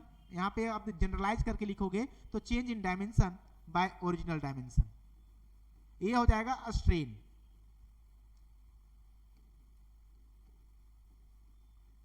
मतलब ऊपर भी लेंथ नीचे भी लेंथ, ऊपर भी वॉल्यूम नीचे भी वॉल्यूम, मतलब ऊपर भी डायमेंशन सेम डायमेंशन नीचे भी। तो ये कैसा है? स्ट्रेन जो है ये यूनिट लेस है, unit and dimension less quantity है। ये याद रखिएगा आप, ये सब इंफॉर्मेशन मैं दे रहा हूं डायमेंशन लेस फिजिकल क्वांटिटी, है ना। ना हमारा नेक्स्ट क्वेश्चन है, मतलब यहां पर रिस्टोरिंग फोर्स पर यूनिट एरिया क्या देगा? स्ट्रेस देगा। तो ऑप्शन नंबर सी हो जाएगा। स्ट्रेन के बारे में सारा इंफॉर्मेशन आपको दे ही दिए हैं। तो नेक्स्ट क्वेश्चन हमारा है क्वेश्चन नंबर 26। क्वेश्चन नंबर 26 के बाद हम लोग क्वेश्चन नंबर क्या आएंगे? 27 आएंगे। देखिए हुक्स लॉ।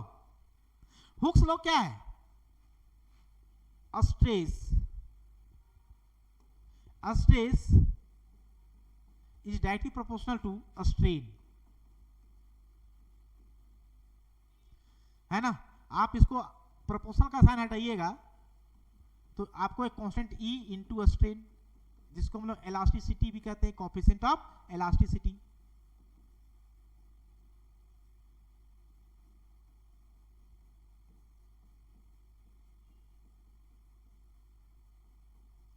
है ना। तो E इज इक्वल टू क्या होता है? Stress by strain. Coefficient of elasticity मतलब क्या? Stress by strain. तो आप यहां पे देखिएगा stress is directly proportional to the strain. यहां चार ऑप्शन है, stress is directly proportional to the strain. Option number A ही होगा, बाकी ऑप्शन पढ़ेंगे भी नहीं तो भी हमारा ऑप्शन नंबर ए क्या हो जाएगा? सही आंसर हो जाएगा। इतना आसान क्वेश्चन है, आप तो देख ही रहे हैं कि किस प्रकार का क्वेश्चन पूछा जाता है। उसके अनुसार अपना प्रिपरेशन को अच्छे से कीजिएगा ताकि आप अच्छे मार्क्स ला पाए, है ना। यदि आप 12th क्लास में ऑफलाइन क्लासेस करना चाहते हैं और ऑफलाइन क्लासेस करना चाहते हैं वो भी हजारीबाग में करना चाहते हैं, तो आप हमारे पास हमारे जो ऑफलाइन क्लासेस है उसमें आप जुड़े और सिकंदर सर से कांटेक्ट करें, क्योंकि उसमें लिमिटेड सीट ही लिया जाएगा फीस के लिए।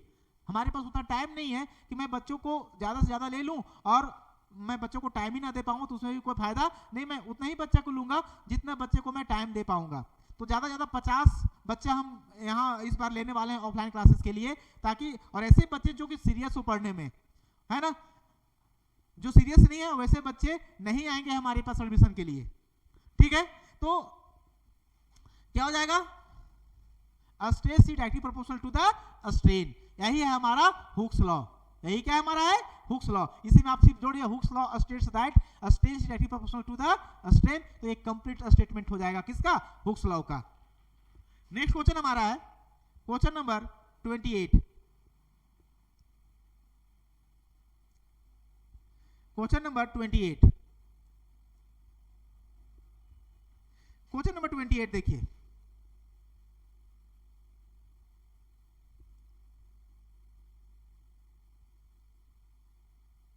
इसको थोड़ा साइड कर देते हैं।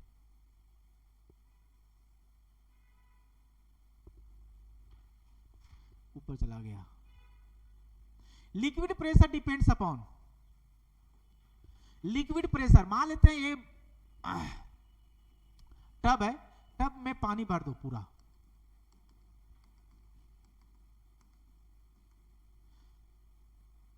ये ऑब्जेक्ट है यहां पर, तो सरफेस ऑफ लिक्विड से जितना नीचे डेप्थ में रहेगा H, जिसको हम लोग लिक्विड कॉलम कहते हैं,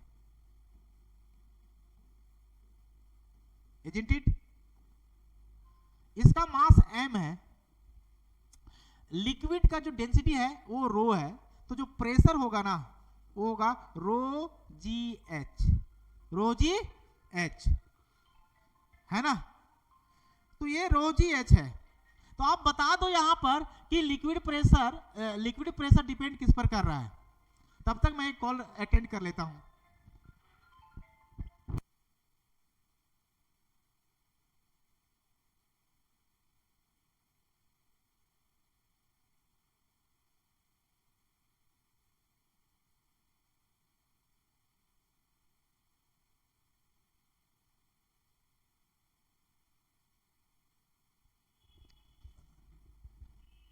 तो ये समझ में आया?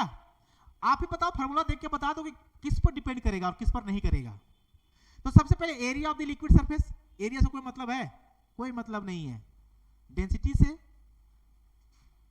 एक्सेलेरेशन ड्यू टू ग्रेविटी और लिक्विड कॉलम, जितना ज्यादा डेप्थ में होगा उतना ज्यादा प्रेशर आएगा, उससे कोई मतलब नहीं कि उसका कितना एरिया में। कुल मिलाकर ऐसा समझिए कि आप समुद्र में ना, ऐसे समुद्र का थोड़ा सा पानी ना, उसका डेंसिटी और इधर का पानी में थोड़ा सा, तालाब लेते हैं, एक कुआं लेते हैं। तालाब बहुत बड़ा लंबा चौड़ा तालाब है, मीठा पानी का, सॉफ्ट वाटर का, 10 मीटर उसके अंदर आप गए हुए हो, है ना। उसमें चूंकि एरिया ज्यादा है, लेकिन आप 10 मीटर उसमें भी गए हुए हो और कुआं में भी 10 मीटर गए हुए हो, पानी के अंदर, सरफेस पानी के अंदर 10 मीटर पानी के अंदर, तो दोनों में बराबर प्रेशर लगेगा। एरिया से कोई मतलब नहीं है। प्रेशर इज इक्वल टू क्या होता है, रो जी एच। जी क्या, रो क्या है, डेंसिटी ऑफ वाटर पर डिपेंड करेगा। जिस लिक्विड का डेंसिटी जितना ज्यादा होगा उतना ज्यादा प्रेशर होगा। जी एक्सेलेरेशन ड्यू टू ग्रेविटी पर और H height of the liquid column पर। तो आप बताइए, तो इसमें कौन सा होगा, शेप पे डिपेंड करेगा? कोई शेप से कोई मतलब नहीं है, एरिया से कोई मतलब नहीं है, height of the liquid column से मतलब है। तो ऑप्शन नंबर सी क्या हो जाएगा, सही ऑप्शन हो जाएगा। ऑप्शन नंबर डी भी आप देख लो, ऑप्शन नंबर डी क्या कहता है, डायरेक्शन, डायरेक्शन से कोई मतलब नहीं है प्रेशर का, सिर्फ height of the liquid column और डेंसिटी ऑफ लिक्विड और g small g acceleration due to gravity, ये तीन फैक्टर पर हमारा प्रेशर, लिक्विड प्रेशर डिपेंड करता है। क्लियर है? मुझे लगता है ये चीज आपको क्लियर हो गया होगा। हमारा नेक्स्ट क्वेश्चन है क्वेश्चन नंबर 29।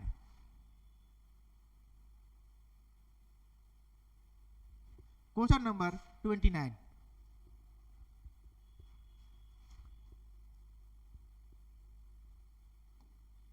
बोल रहा है the unit of the surface tension, is same as that of. तो unit of the surface tension क्या होता है, क्या होता है, फोर्स पर यूनिट एरिया, फोर्स पर यूनिट एरिया मतलब न्यूटन पर मीटर। अब देख लो इसमें किसका होता है, अच्छा साफ लिखा हुआ है फोर्स पर यूनिट एरिया, फोर्स पर यूनिट एरिया, यही है हमारा क्या, सरफेस टेंशन, है ना। तो सरफेस टेंशन का आसा यूनिट किसका होगा, फोर्स पर यूनिट एरिया होगा, है ना। लेकिन हाँ नॉमरिकली इक्वल होता है किसका, सरफेस एनर्जी का नॉमरिकली इक्वल होता है। यदि नॉमरिकली इक्वल पूछता है तो सरफेस एनर्जी, और यदि एसआई यूनिट के माध्यम से पूछता है किसके बराबर होगा, तो फोर्स पर यूनिट एरिया मतलब प्रेशर या फिर आप स्ट्रेस भी कह सकते हैं, है ना। तो कुल मिला के फोर्स पर unit area, option number B is the correct answer. Question number 30, question number 30 की ओर चलते हैं हम लोग। बोल रहा है in which substance does conduction mode of heat transfer, conduction mode of heat transfer take place. तो अब देख लीजिए कंडक्शन, देखिए modes of heat transfer, modes of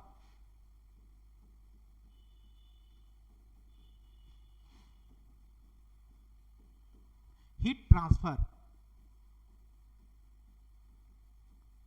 तीन तरह का है ना। बाय कंडक्शन जो कि सॉलिड मटेरियल में होता है, सॉलिड मटेरियल में, यहां पर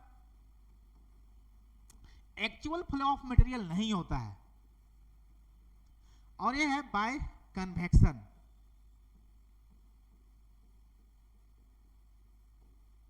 है ना, जो कि फ्लूइड में होता है ना, जैसे एयर, और यह है बाय रेडिएशन। अर्थ का जो हीटिंग होता है सन के द्वारा, किसके द्वारा होता है, बाय रेडिएशन के द्वारा होता है। पानी का गर्म होना डेगची में, यदि हम लोग कोई बर्तन लिए हुए हैं, तसला लिए हुए हैं और पानी खोल रहा है तो क्या होता है, बाय कन्वेक्शन से, है ना। और लोहा को एक ईंट को यदि हम लोग डालते हैं, है ना, किसमें, आग में, दूसरा ईंट भी गर्म हो जाता है, तो वो बाय कंडक्शन, तो ये क्या हो जाएगा, ये सॉलिड मटेरियल में हो जाएगा, है ना। ये किस में जाएगा, कंडक्शन पूछ रहा है तो कंडक्शन किस में होता है, सॉलिड मटेरियल में होता है। यदि ये कन्वेक्शन पूछता तो गैसियस में होता, है ना, और लिक्विड में होता। और यदि रेडिएशन पूछता तो रेडिएशन से गैस होता गर्म, क्या होता, गैस गर्म होता, है ना, और लिक्विड भी गर्म होगा। तो कुल मिला के ऐसा है, ये समझ में आ गया ना। हाँ, तो कंडक्शन रहेगा तो सॉलिड, कन्वेक्शन, फ्लूइड, एयर और रेडिएशन, ये तीन मोड ऑफ ट्रांसफर है ऑफ हीट है। ये तीनों मोड ऑफ ट्रांसफर आपको अच्छे से पढ़ना चाहिए, और यहां से भी क्वेश्चन आने का संभावना है इस बार, तो आप इसको जरूर एक बार पढ़ लीजिएगा। नेक्स्ट क्वेश्चन हमारा है क्वेश्चन नंबर 31।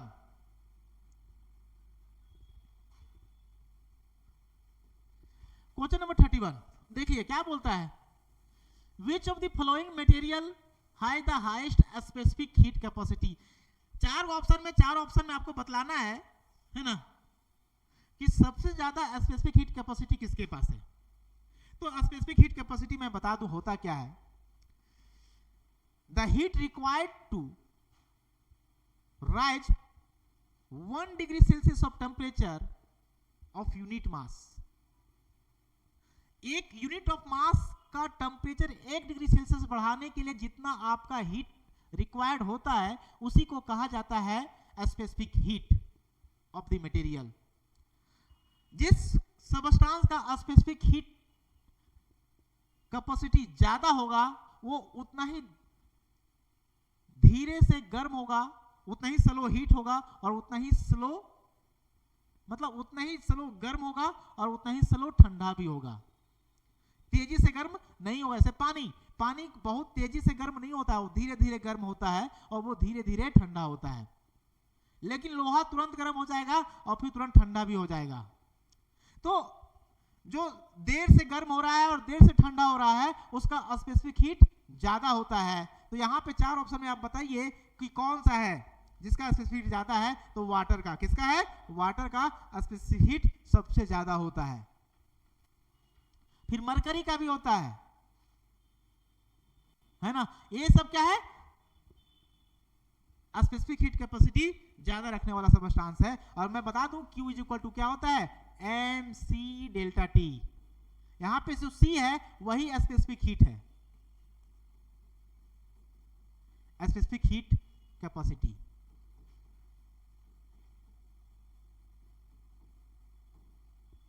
ये क्या है, स्पेसिफिक हीट कैपेसिटी। क्लियर है।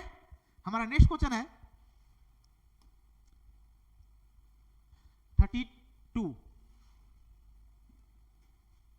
32 में देखिएगा,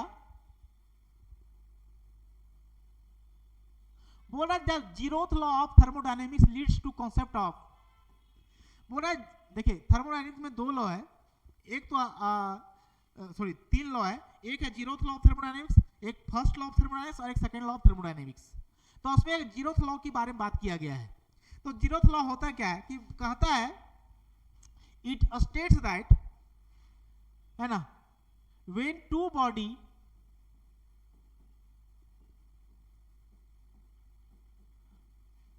bodies are in equilibrium,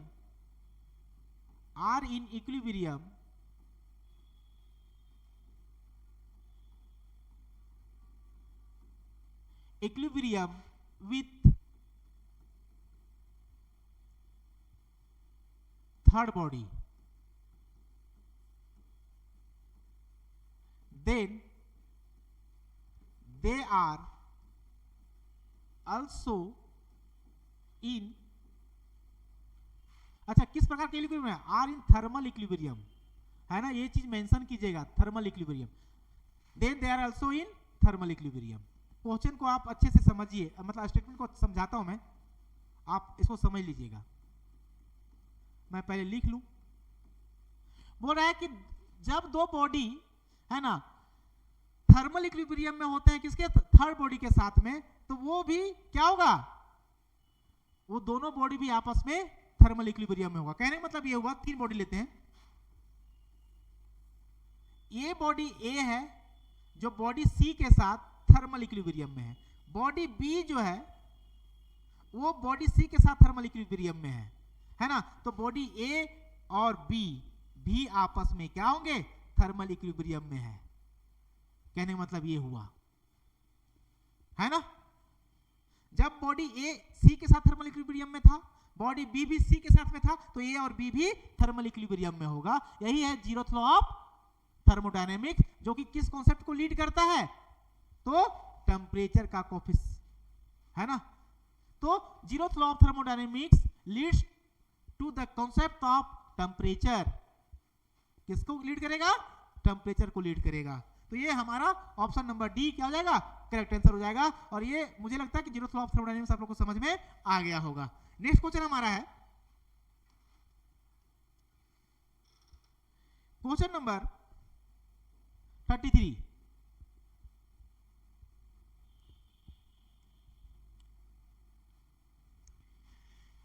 question number 33 आप अच्छे से देखो। बोल रहा है in a cyclic process work done by the system is, है ना,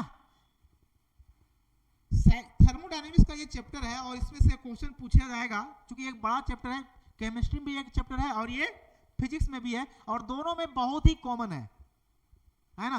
तो आप यहां से यदि आप थर्मोडायनेमिक्स आप फिजिक्स में पढ़ रहे हो चाहे केमिस्ट्री में पढ़ रहे हो, तो दोनों में अच्छे से पढ़िएगा, क्योंकि ये दो पेपर में आने वाला है, क्योंकि यहाँ दोनों पेपर कवर हो जाएगा, दोनों में सेम चीज पढ़ना है, और थोड़ा बहुत तो अलग तो होगा, क्योंकि वहाँ केमिस्ट्री केमिकल रिएक्शन के बारे में बात होगा, है ना, और यहाँ सिस्टम पर फिजिकल वर्क डन के बारे में बात होगा, लेकिन पढ़ना तो और कॉन्सेप्ट तो दोनों में क्या है, सेम है। तो यहाँ पर बोला एक साइक्लिक प्रोसेस है, किसका, थर्मोडायनेमिक साइक्लिक प्रोसेस है, तो उसमें work done by the system क्या होता है, 0 होता है, या फिर equal to the heat given to the system होता है, या फिर more than the heat given to the system होता है, या फिर नन ऑफ दीज, या फिर independent of the heat given to the system. ये 4 ऑप्शन है। तो आप समझ लीजिए 4 ऑप्शन को हम लोग डील करते हैं अच्छे से। पहले साइक्लिक प्रोसेस है क्या आप समझते हैं? नहीं समझते मैं समझाता हूं।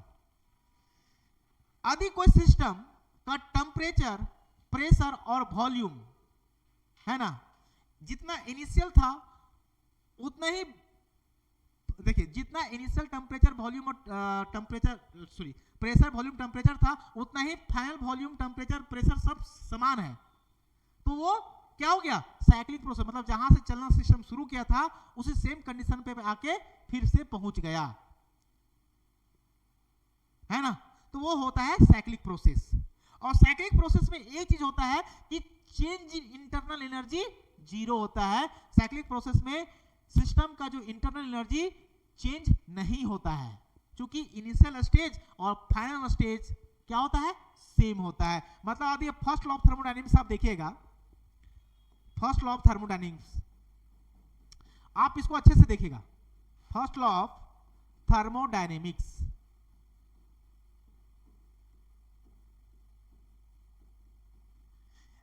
मैं अच्छे से समझा देता हूं। ये कोई सिस्टम है, ये क्या है? कोई सिस्टम है।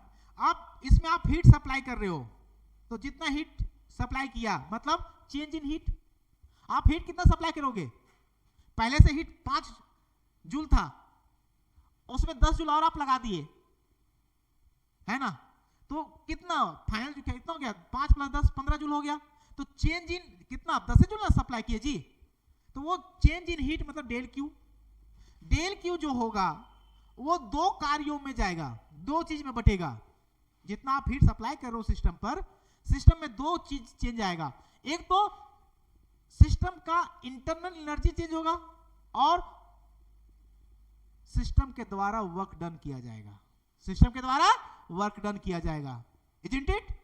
I am right? आप हीट सप्लाई के दो पार्ट में ब्रेक होगा। एक तो सिस्टम का इंटरनल एनर्जी चेंज करेगा और दूसरा पार्ट क्या करेगा? वर्क डन करेगा सिस्टम के द्वारा। अब बोल रहा है कि साइक्लिक प्रोसेस में आपको पता होना चाहिए चेंज इन इंटरनल एनर्जी क्या होता है? जीरो होता है। तो आप बताइए, आप इसको आप जीरो पुट कीजिएगा बेटा, तो जितना आप हीट सप्लाई कर रहे हो वो सीधा सीधी work done by the system होगा कि नहीं होगा? तो क्या बोल रहा है? इन ये cyclic process work done by the system is equal to the heat given to the system. जितना आप हीट सप्लाई किया उतना वर्क डन में कन्वर्ट हुआ कि नहीं हुआ, है ना। तो ऑप्शन नंबर बी क्या हो जाएगा? करेक्ट आंसर हो जाएगा। बाकी देखने की जरूरत नहीं है, क्योंकि ये थर्मोडायनेमिक्स का फर्स्ट लॉ से पूछा गया था। तो आप एक चीज मैं बता देता हूं, यदि आपको फर्स्ट लॉ यदि आपको अच्छे से पता है ना, तो थर्मोडायनेमिक्स का 60 से 70% पोर्शन आप कंप्लीट कर चुके हो, क्योंकि वहां से सारा चीज ड्राइव होगा। चाहे साइक्लिक प्रोसेस हो, चाहे एडियाबेटिक प्रोसेस हो, चाहे आइसोबारिक हो, चाहे आइसोकोरिक हो, है ना, या फिर क्वासी स्टैटिक जो हमारा प्रोसेस होता है वो हो, या फिर आप बाद में चल के आप हीट पंप बनाओ, या फिर रेफ्रिजरेटर बनाओ, या फिर कार्नोट इंजन बनाओ, सब के सब थर्मोडायनेमिक्स का फर्स्ट लॉ पर बेस्ड है। फर्स्ट लॉ ऑफ थर्मोडायनेमिक्स पर बेस्ड है। तो मैं तो कहता हूं कि फर्स्ट लॉ ऑफ थर्मोडायनेमिक्स को इतना मजबूत कर लो कि आने वाले समय में जो भी क्वेश्चंस होंगे आप उससे जवाब दीजिएगा। ये सिर्फ फिजिक्स की बात नहीं है, ये केमिस्ट्री में भी अप्लाई होता है। यहां हम सिस्टम की बात करेंगे, सिस्टम के द्वारा वर्क डन किया गया या फिर सिस्टम पर वर्क डन हुआ, ये बात करेंगे। अब केमिस्ट्री में बात क्या होगा? रिएक्शन के बारे में बात होगा। सिस्टम के अंदर जो रिएक्शन हो रहा है उसके अंदर में बात, केमिकल चेंजेस के बारे में बात होगा। तो दोनों का थर्मोडायनेमिक्स लगभग बराबर है, बस आप कंपेयर करके अच्छे से पढ़ना ताकि आप कंफ्यूज ना करो, है ना। तो हमारा ये क्वेश्चन नंबर 33 था और ये ऑप्शन नंबर बी हो गया, है ना। इसका एक्सप्लेनेशन तो आपको समझ में आ गया होगा। हम लोग 34 की ओर चलते हैं। क्वेश्चन नंबर 34,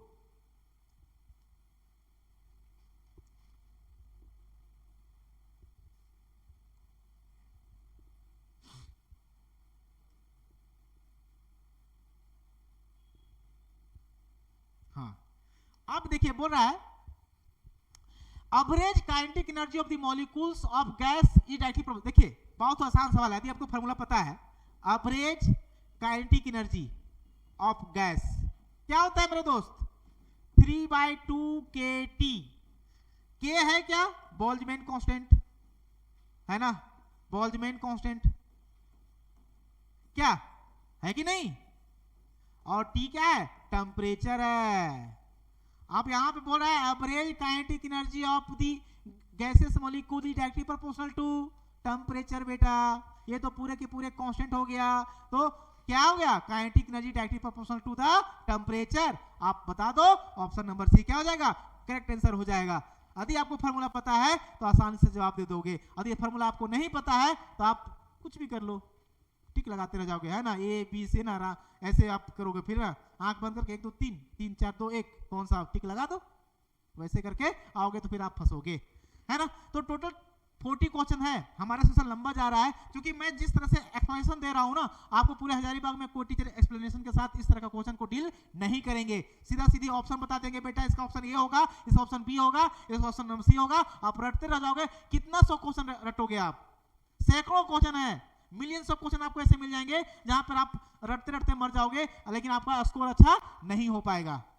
तो आप कॉन्सेप्ट को पकड़ो और कॉन्सेप्ट को पकड़ के सॉल्व करो। क्वेश्चन नंबर 35, क्वेश्चन नंबर 35 की ओर चलते हैं हम लोग।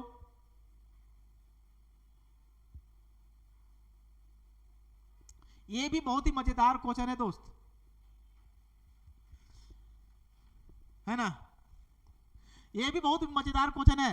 बोल रहा है if car tyres are hot, pressure of the gas molecules in them would be. यदि आप गाड़ी चलाते हो ना, आप गाड़ी चलाते हो तो चलाते चलाते हीट हो जाता है टायर, तो उसमें जो गैस रहता है, हवा जो रहता है ना, उसका प्रेशर पहले से हाई हो जाएगा या फिर लो हो जाएगा या फिर उतना ही रहेगा, यही क्वेश्चन है, पढ़ने की जरूरत नहीं है।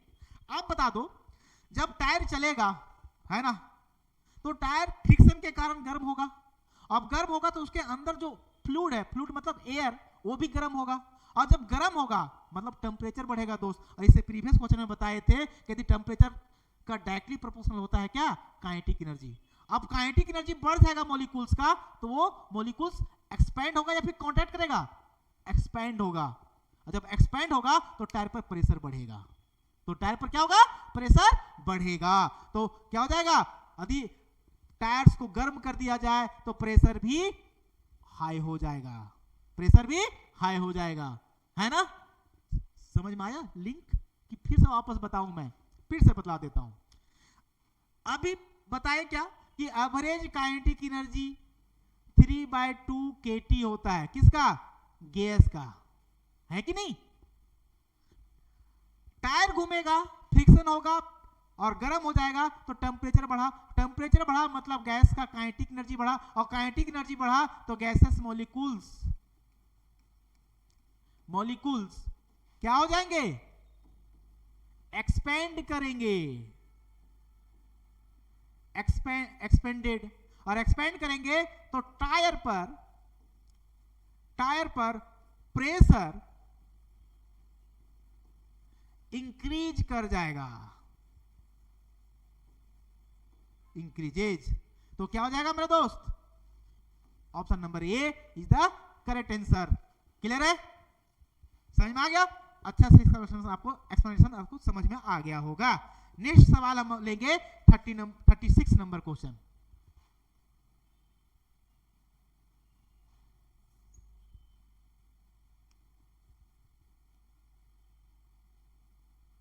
मजेदार है कि नहीं, सेशन मजा आ रहा है कि नहीं आ रहा है दोस्त, है ना, बहुत ही अच्छा से एक्सप्लेनेशन देने का कोशिश कर रहा हूं।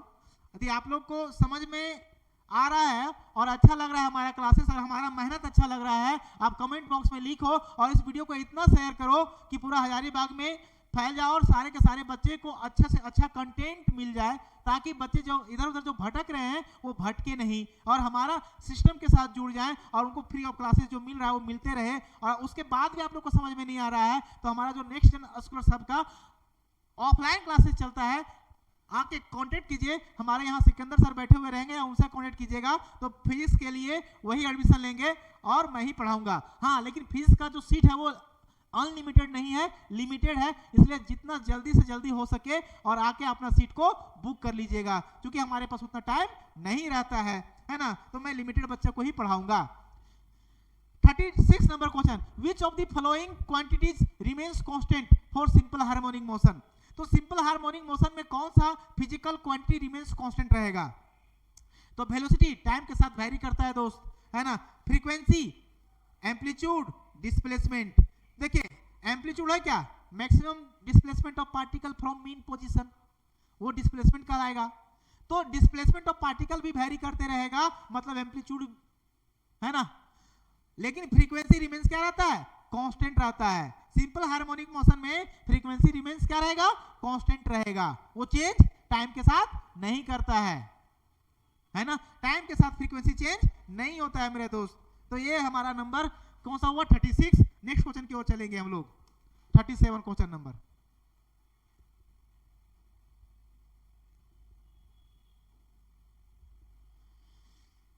Number, which of the following is necessary condition for SSM, है ना, सिंपल हार्मोनिक मोशन होने के लिए, है ना, नेसेसरी कंडीशन क्या है। तो नेसेसरी कंडीशन क्या होना चाहिए, फ्रिक्शन का नहीं होना चाहिए, है ना, friction should be not there to execute SHM. जैसे घड़ी का दोलन आप देखते होंगे, है ना, घड़ी का ये जो आप देखते होंगे जो नीचे डोलते रहता है ऐसे, यदि एयर फ्रिक्शन होगा, यदि फ्रिक्शन को कंसीडर कर लिया जाए तो आके रुक जाएगा, एसएचएम होगा ही नहीं। तो एसएचएम होना है तो फ्रीक्वेंसी कांस्टेंट होना चाहिए, मतलब एक निश्चित समय में अपने आप को रिपीट कर लेना चाहिए, पहला कंडीशन। दूसरा कंडीशन, फ्रिक्शन अवेलेबल नहीं होना चाहिए, मतलब there should not be friction, वहां फ्रिक्शन नहीं होना चाहिए। तो नेसेसरी कंडीशन में क्या हो जाएगा, फ्रिक्शन। नेसेसरी कंडीशन में क्या होना चाहिए, फ्रिक्शन।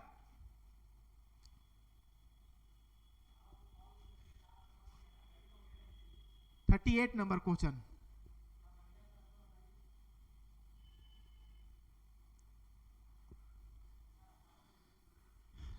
बोल रहा है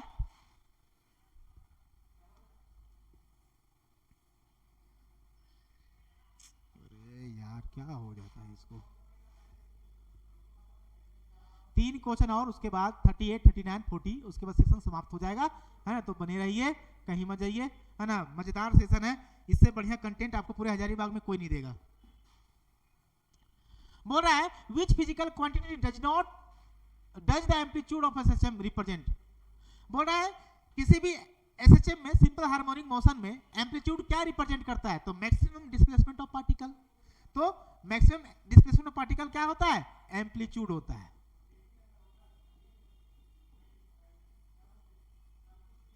option number B, option number B. Next question हमारा है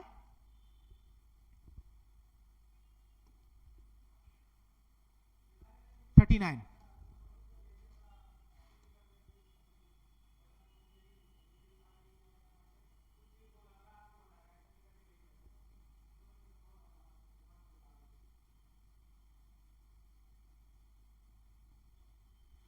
देखिए 39 को है, what type of waves are produced in vibrating a string and organs pipe.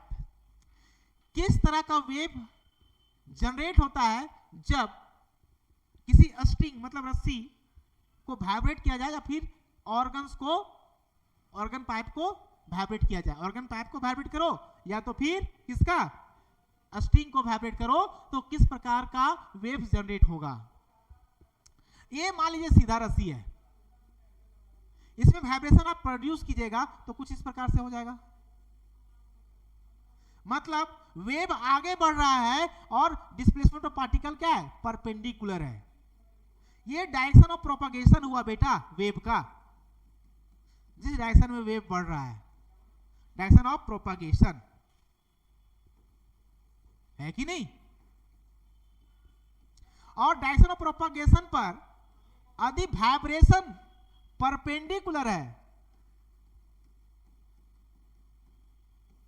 Vibration perpendicular है, इसको कहा जाता है ट्रांसवर्स वेव। इसको क्या कहता है बेटा, ट्रांसवर्स वेव। तो आप बताइए यदि वाइब्रेट किया जाता है स्ट्रिंग को तो स्ट्रिंग कैसा होगा, ऐसे ऐसे ऐसे आगे बढ़ेगा नहीं बढ़ेगा वेव। इसका मतलब डायरेक्शन ऑफ प्रोपगेशन पर वाइब्रेशन क्या है, परपेंडिकुलर है। तो इस प्रकार का वेव को कहा जाता है ट्रांसवर्स वेव। तो option number A is the correct answer. अब इसका लॉन्गिट्यूडनल वेव होता क्या है, तो लॉन्गिट्यूडनल वेव वैसा होता है बेटा कि यदि डायरेक्शन ऑफ प्रोपगेशन और वाइब्रेशन दोनों सेम डायरेक्शन में होगा तो क्या कहलाएगा, लॉन्गिट्यूडनल वेव। मतलब if the vibration of particle is along the direction of propagation, then this type of wave is called longitudinal wave, है ना. And if the vibration of particle is perpendicular to the direction of propagation, then this type of wave is called transverse wave. तो आप देख लो इसमें से क्या होगा, transverse wave होगा. क्या हो जाएगा, ये ट्रांसवर्स वेव हो जाएगा. क्लियर है. ये 39 नंबर क्वेश्चन था. हम लोग चलेंगे 40 नंबर क्वेश्चन में. नेक्स्ट क्वेश्चन हमारा है, बोल रहा है which property of the sound waves is responsible for the formation of beat, है ना. कौन सा प्रॉपर्टी साउंड वेव का, है ना, रिस्पॉन्सिबल है बीट को बनाने के लिए.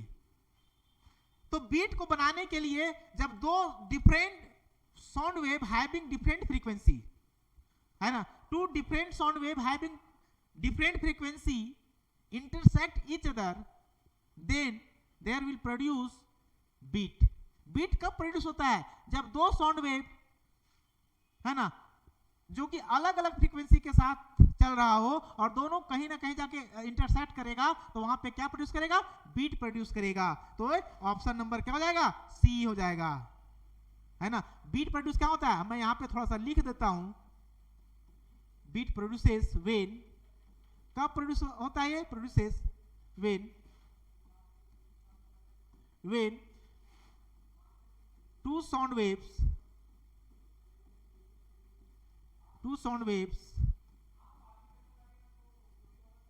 having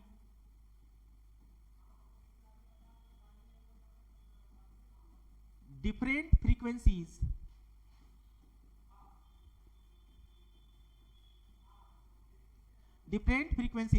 है ना. Beats produces when two sound waves having different frequencies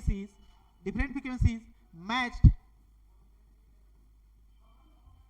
at a place, है ना, तब जाकर बीट प्रोड्यूस होता है. तो ऑप्शन नंबर क्या हो जाएगा, सी हो जाएगा. तो इस तरह से हमारा आज का सेशन समाप्त हुआ और आप लोग को सेशन अच्छा लग रहा है और हमारा जो एक्सप्लेनेशन है वो अच्छा लग रहा है, तो आप दबा के शेयर कीजिए, लाइक कीजिए और हमारे चैनल्स को सब्सक्राइब कर लीजिए और हमको सपोर्ट कीजिए, ताकि हम लोग भी आगे चलकर एक बड़ा प्लेटफॉर्म आप लोग को दे सके और एक बेहतरीन कंटेंट के साथ आप लोग के सामने हमेशा बने रहें. और आने वाले स्टूडेंट्स हैं या फिर आपके जूनियर्स हैं या फिर आप लोग हैं या फिर सीनियर्स हो, सभी को कुछ न कुछ प्रॉफिट हमारे प्लेटफॉर्म के माध्यम से मिलते रहे. तो नेक्स्ट स्कॉलर्स हब की ओर से आप सभी को शुभकामनाएं. जय हिंद, जय भारत.